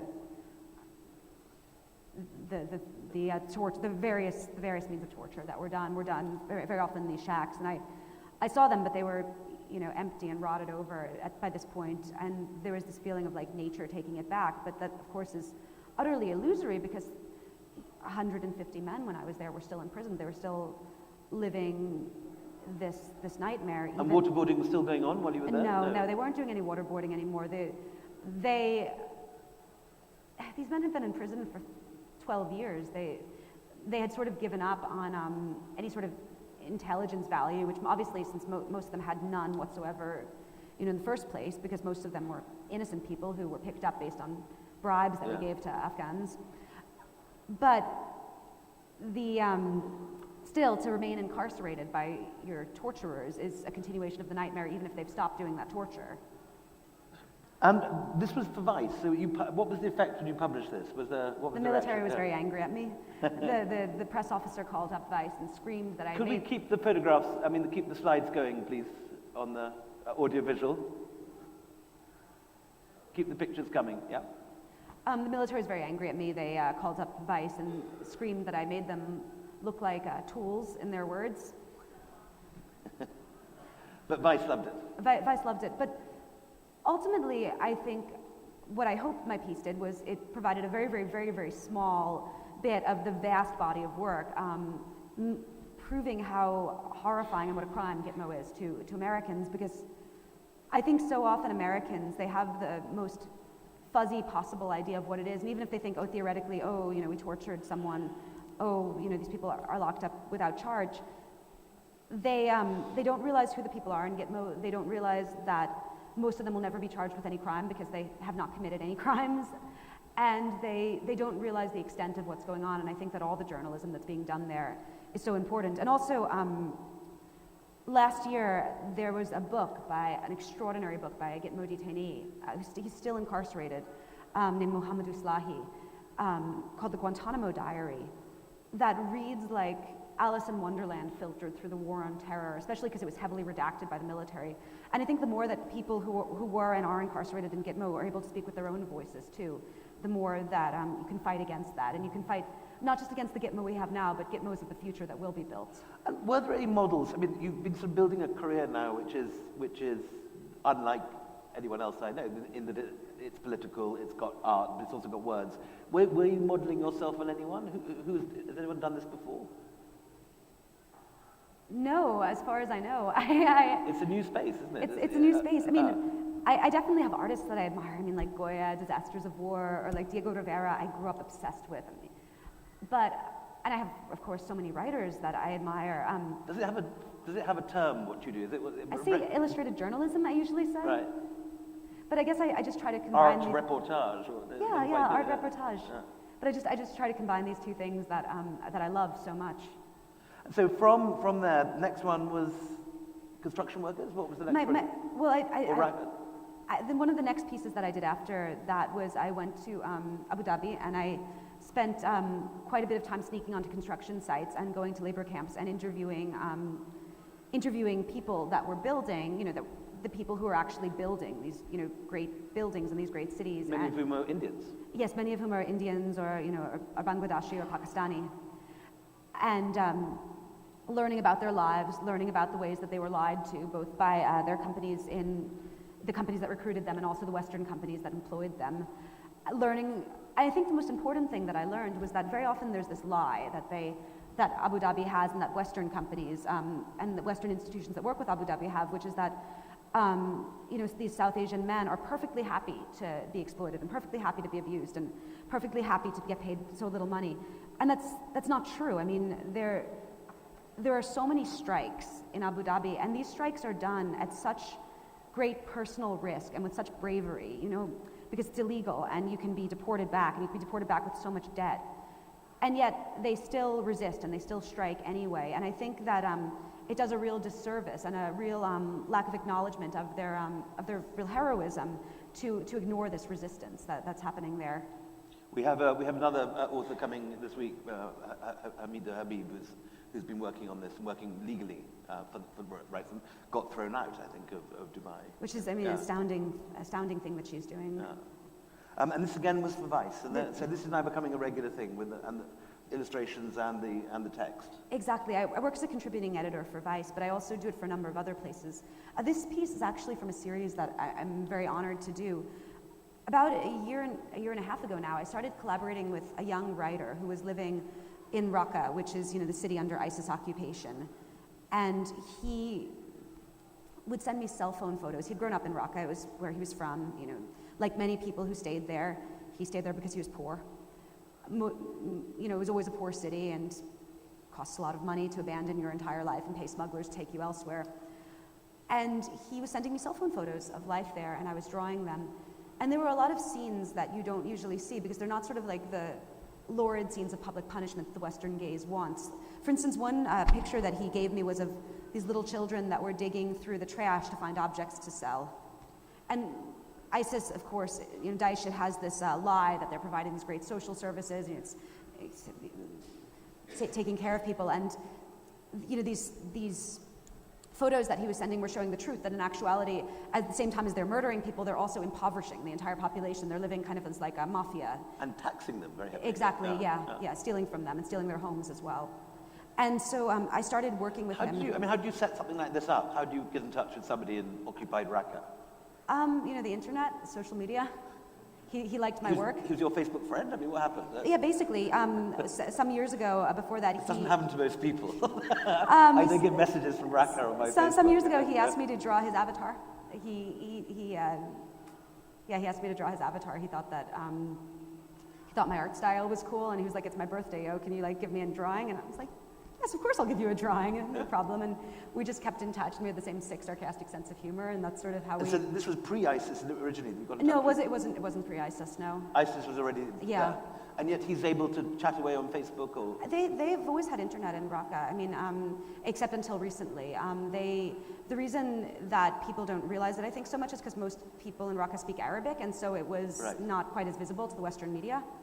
And so you began this relationship with this guy you've never met. Yes. And he was sending you pictures, and you were then converting this into a piece. Was this for Vanity Fair? Or exactly. And then he's an extraordinary writer himself, and he originally started with captions, and then he started writing, essays to accompany this. And I think that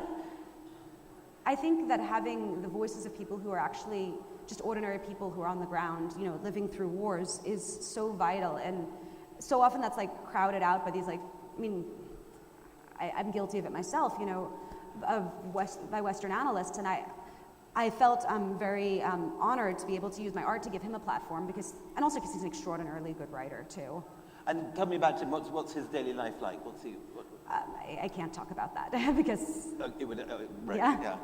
So what sort of stuff were you able to get out of this? What were the images? We did images from Raqqa, from Mosul, and then also from Aleppo, which is not under ISIS occupation. That was just under rebel occupation. I drew things like the aftermath of a barrel bombing, these buses that were put in the middle of... Again, maybe just explain what a barrel bombing is. A barrel bombing, it's the government, the Syrian government, it drops sort of like metal containers of TNT and shrapnel onto civilian areas, and having run out of conventional ammo, or just as as a means of indiscriminate killing. And he sent me many photos of the aftermath of one of those. Same guy. Yeah, same guy. So he got from Raqqa to Aleppo. Yeah, he got out, and I was honored to be able to do these things. And I felt that one thing that my art could do that was very important was a lot of images coming out of Syria. They're so lurid. They're like gore, and they take away people's dignity. And I feel that while there's all sorts of images are important for me, I wanted people to keep their dignity. That was a woman who had just lost her home. And the pain on her face in that photo was something that burns into you. So at this point, you're sitting in New York, drawing, getting these things. Exactly. But then you went off to Iraq yourself. I did. I was in September. I was with Doctors Without Borders in Iraqi Kurdistan. I was in a refugee camp run by the UNHCR in Domiz, interviewing people who were about to make the very, very dangerous journey to Europe. And this is Erbil. No, this is it's in Dohuk province, which is to the south of Erbil. How did you get there? I mean, again, we went Doctors Without Borders. I went with them. And flew in, or? You fly into Erbil and then they drive. They have cars. I guess it was about like a 5-hour drive maybe. And last summer, if I remember, Erbil. I mean, ISIS were still progressing towards. They were about an hour away. Yeah. And it's filled with Kurdish military, Peshmerga, but.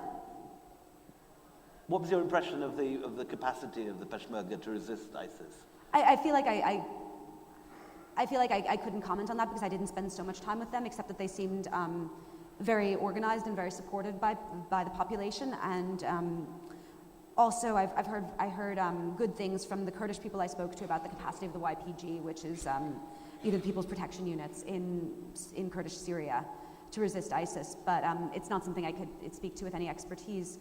But what I did see was the economy there is ruined because of ISIS, because it's a very oil-dependent economy, and there was a huge construction boom. There had been a big boom, hadn't there? Yeah, there had been a big boom, and then the foreigners became terrified and they left. Again, maybe just to kind of give a little background here. So Erbil is in Iraqi Kurdistan.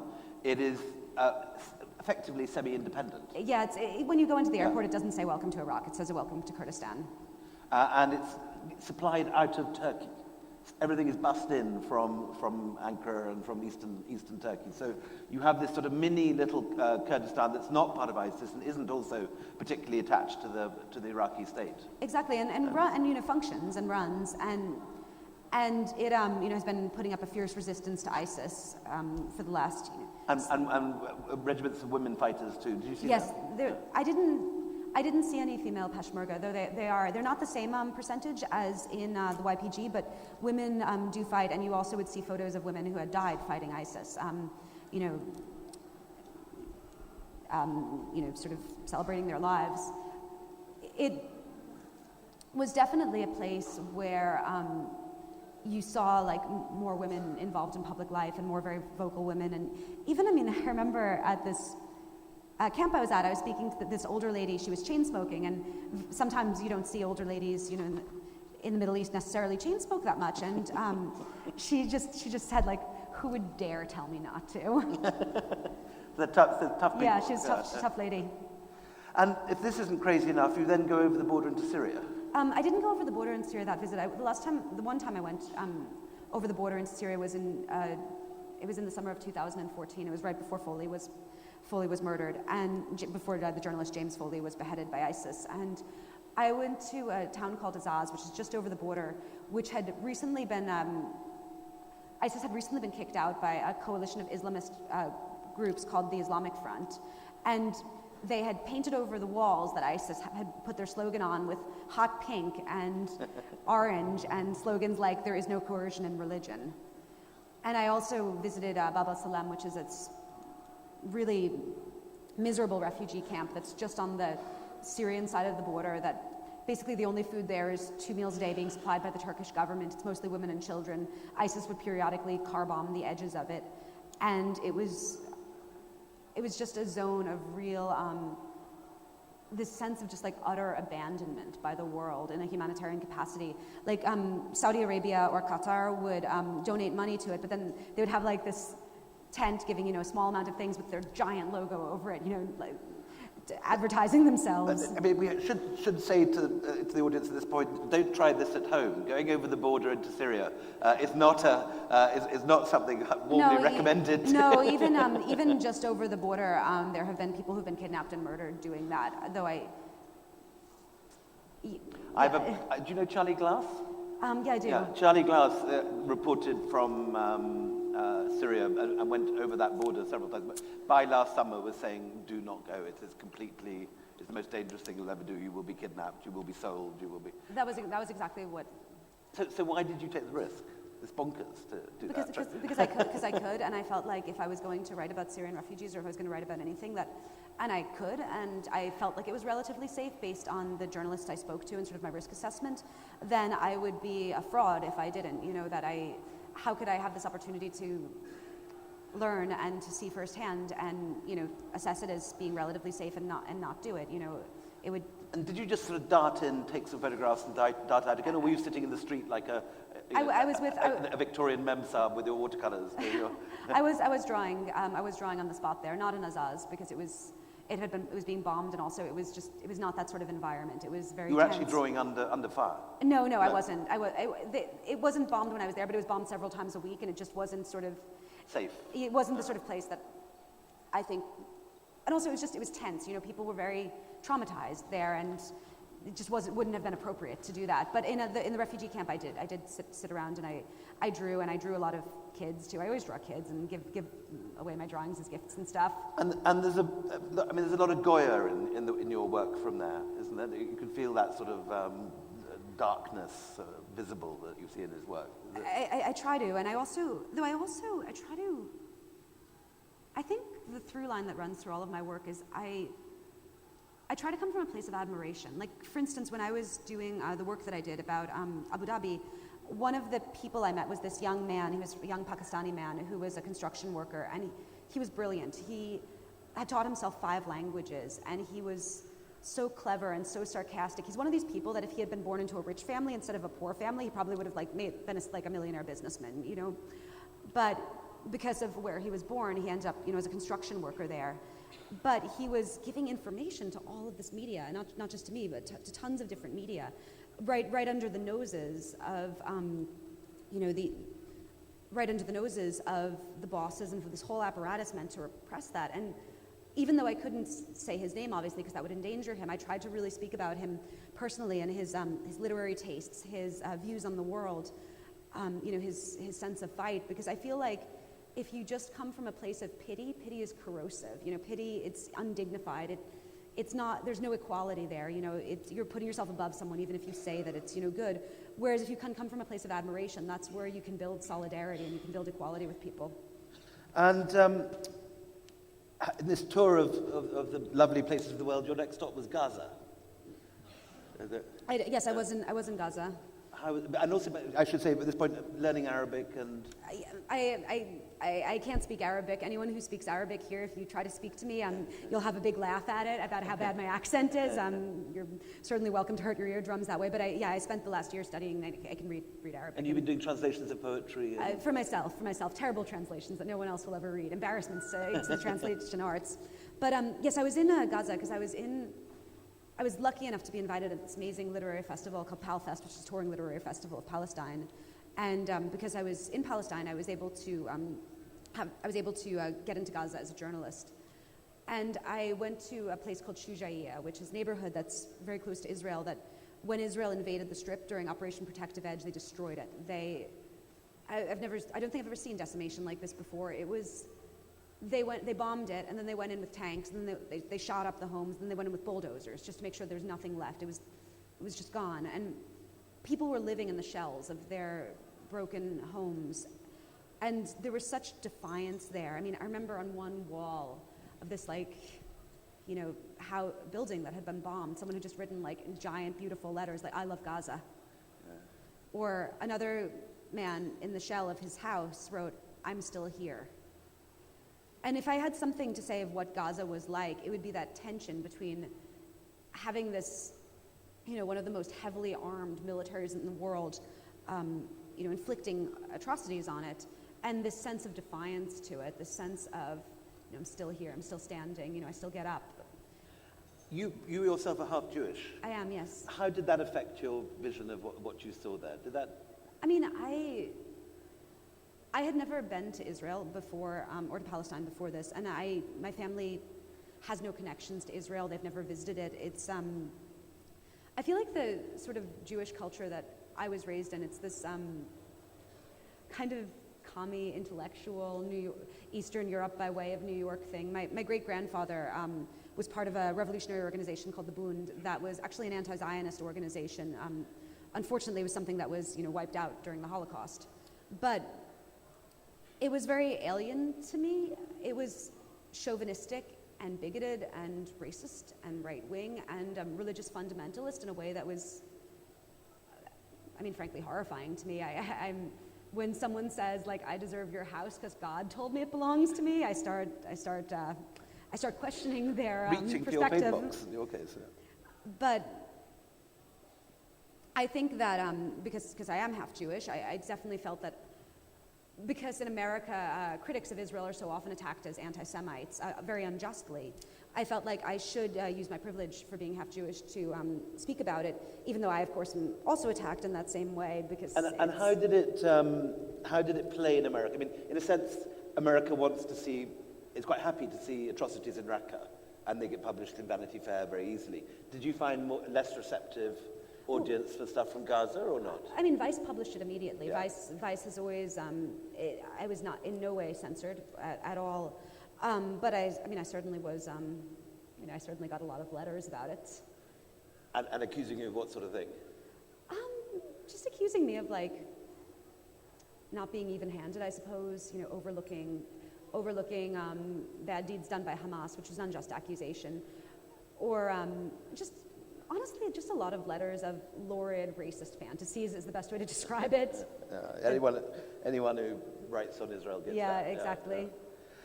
When I went to Palfest, I met an extraordinary artist called Dolly Salah. Did you meet her? I didn't know. She was from Ramallah, and 10 years ago, when the Israelis went into Ramallah, they sent the tanks into the middle of the town, and were making a point of deliberately driving in such a way that they would batter the sides of everyone's cars, take off the mirrors, leave dents in the thing, and do the stuff.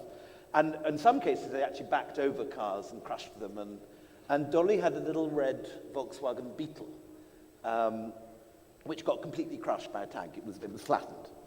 And she made a construction, an artistic construction, an installation out of the crushed cars. And they had a big opening. And they had a party, and she put different kinds of music in each of the different cars. So one had a Quran chanting coming out of it, another had disco music, and so on. And anyway, they had a big opening. And that evening, the Israelis came back and re-invaded Raqqa. And she had a flat opposite the football ground where they'd put the installation out. And she filmed, which is the most wonderful film, the reaction of the Israelis when they came back in their tanks, saw this installation, and she said, the tank sort of stopped, and the sort of head popped out. Then they went out and looked at it. Then they all got out, undid their flies, and pissed on it. And then they came back, and they got into the tanks, turned the turrets towards it, and blew the installation up. And she recorded all this on video. And she said, like Duchamp, when he had one of his shows in Paris, but some of the curators dropped a couple of the images, so they had cracked glass. And his reaction was, "C'est complete. It's completed. Now it's the work it is." And her film is the complete work, as she regards it, of the Astounding. destruction of a destructive artwork. It's, I mean, one of the things that like strikes you in Palestine, but it's especially in Gaza because Gaza is under a blockade, is this sense of people being cut off from the world. And actually, I wanted to make an invitation to the audience. There's a young man that I know in Gaza who works the theater troupe there, and he was looking for a theater troupe in another city, somewhere else in the world, that would like to be kind of a sister theater troupe to his and have a cultural exchange. So I know that this audience is very literary, and if any of you are involved in theater troupes, please speak to me about this.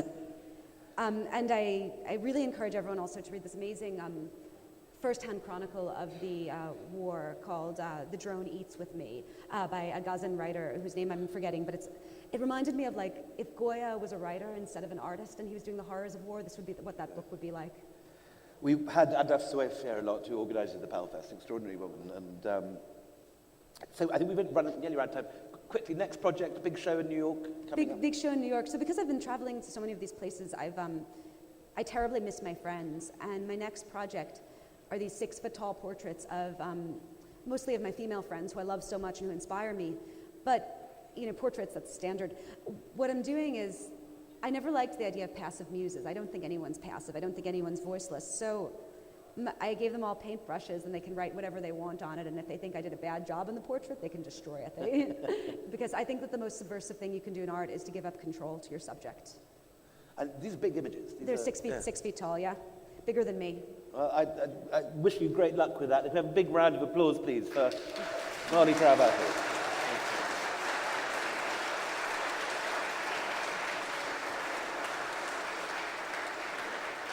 We have time for a few questions, if anyone would like them.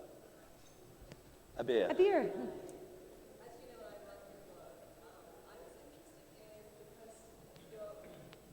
You combine art with text, which is something that I also love doing. And you write in your book about the transition you make to becoming a writer. And in a way, you almost elevate the writing because you see it as this thing, doing something that your art can't do. Now that you've done both, how would you think about the roles of each of these in your work? Oh my God, I think I still elevate writers because since I've been drawing since I was 4, drawing is very natural to me. I know exactly what I'm doing with it now. It took 28 years, but I've gotten the hang of it now. Whereas writing for me, every single time I stare at that blank sheet of paper and I'm like, really? Is something really going to happen here? Like I doubt it every time. I think it's going to fail. And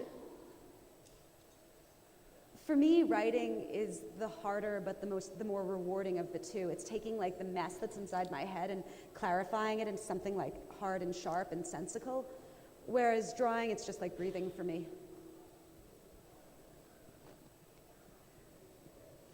Yeah, hey Molly. It's been quite interesting to know that you visited Gitmo.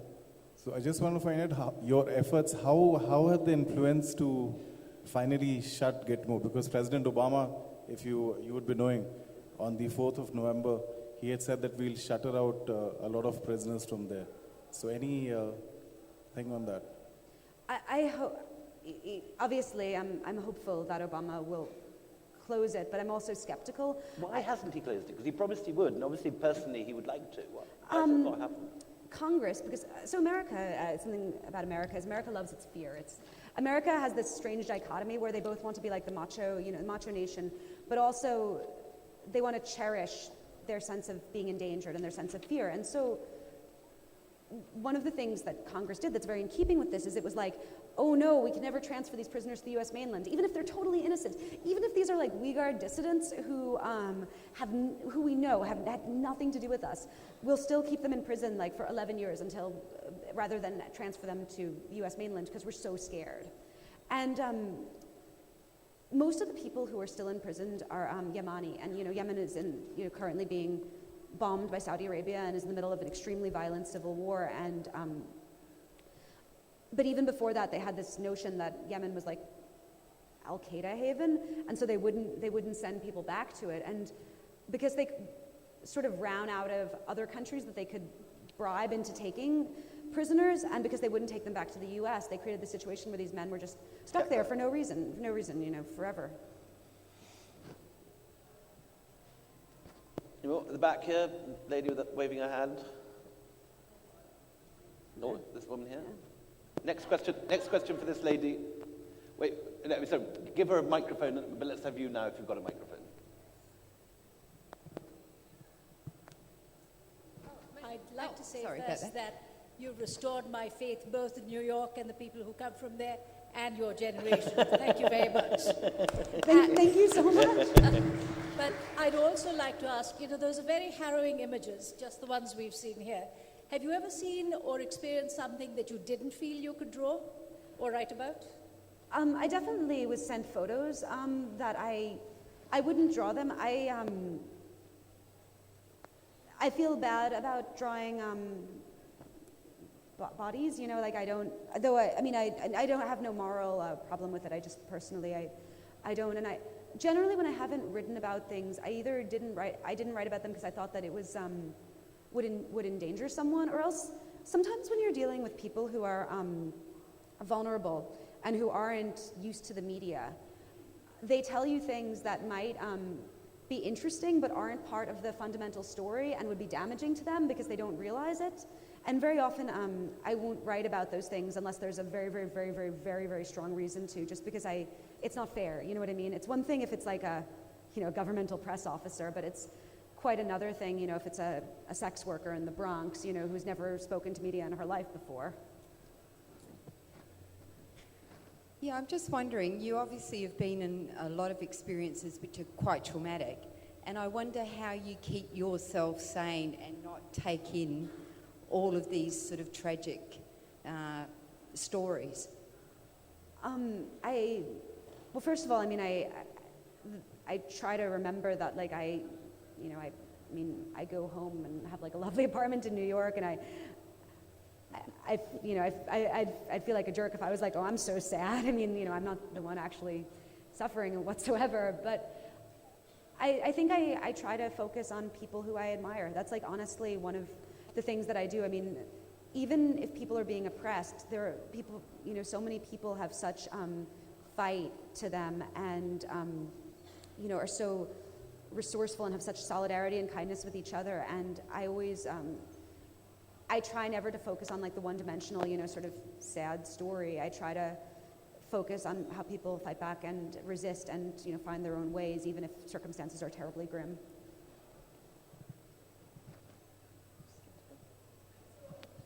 Wait for a mic. Hi, Molly. So I read Discordia by Laurie Penny and you when I was 17, 18, and that was one of those books you read when you're a teenager. It was like, yes, this is what I want to do. This is gonna, it just speaks to you very deeply. So in your work, your art and your writing, do you think about the effect that it's going to have on the readers, or are you just thinking, this is what I want to do, how do I do my best work? Or do you think about a particular impact that you want to have on people? Sometimes now I think about the impact I want to have on people, especially I think sometimes there are narratives in the media that I'm frustrated by, and I think about how to counter them. For instance, with the refugee situation now, and I don't even want to say crisis, because I feel like freedom of movement is a human right, and we shouldn't frame people moving as a crisis, even if they are fleeing war. But the thing with refugees, the narrative in America, they have two narratives. There's like either like, oh my God, ISIS invasion. That's literally how a lot of America thinks, or they think, oh, the like poor, pathetic, people. And I was frustrated with both of those narratives. And so when I would write about that, I would try to write in the sense of like, human movement is a right that people have, and these are people who are insisting on individual destinies for themselves, amongst other things. And I would try to counter things that I didn't like and that I thought were simplistic and I thought were harmful. Thank you. Time for one last. How are we doing for time? Who's the timekeeper here? How are we doing for time? Yeah. Okay. We'll take two more then. Impact that you saw on the movement like Occupy Wall Street, did it really have an impact? And is there a connect that's running through all of these, that you see from Occupy Wall Street to the Gaza Strip to Abu Dhabi? Do you see narratives of greed and exploitation and, all of those things? There is a connect, isn't there? There is. I mean, and also Occupy, I think what it taught, not just me, but it taught a lot of people was I think in America, it felt like things could never change. Like it felt immovable. It felt like this, because you're at the center of empire, and it feels like this is just the way that it'll always be. And even though Occupy was crushed, just having stood up, I think, changed how people thought. It changed their spaces of possibility and what they could imagine in the world. And a final question. Yeah. That hand over there. Yeah.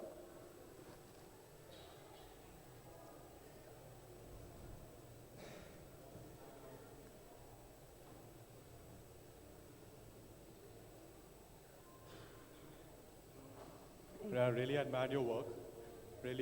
I really loved your work.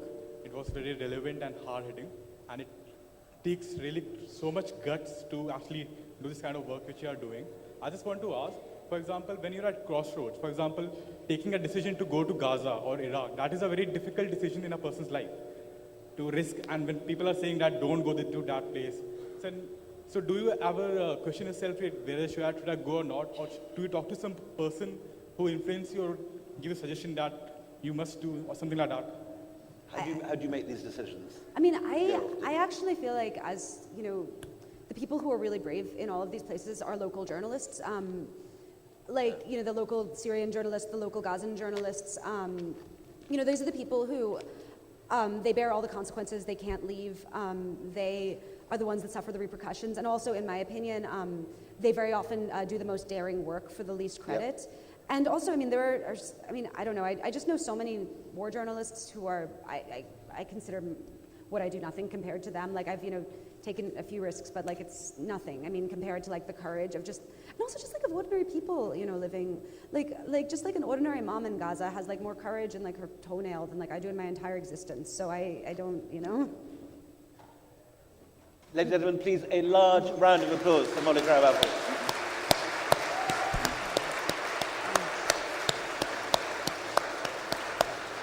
And I just want to say I'm so sorry. I'm so honored to be in Jaipur, and I feel just drunk on the beauty of this place. I feel like speechless by it, and so humbled, and also by this audience. And I just want to thank you so much for welcoming me. Thank you. And also you, William. We wish to thank Molly and William and our sponsors, Avid Learning. Our author, Molly, she would be available to sign her books at the book signing area. And her books are also available at the Full House bookstore or at the signing area as well.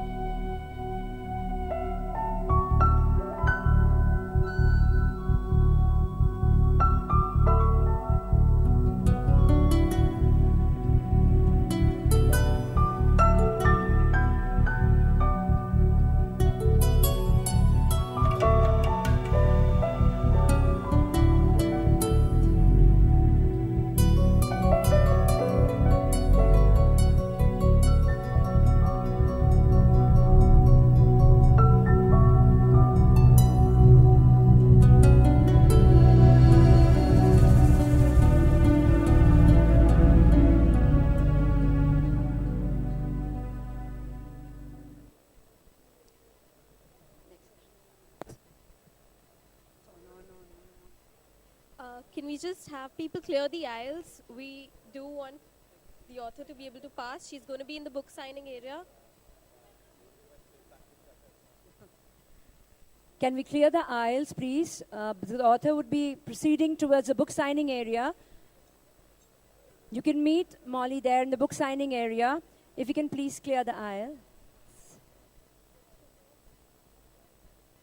Volunteers, can you help in clearing the aisles, please?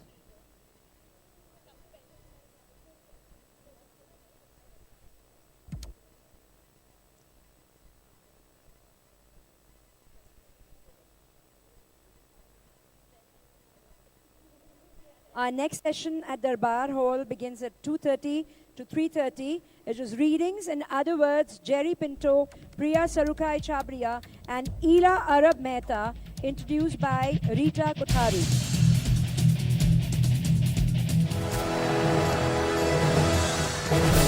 The Jaipur Literature Festival is the world's largest free festival of its kind. With daily interactive sessions, lively debate and dialogue, and international music performances every night, it's no wonder the festival attracts nearly 270,000 visitors.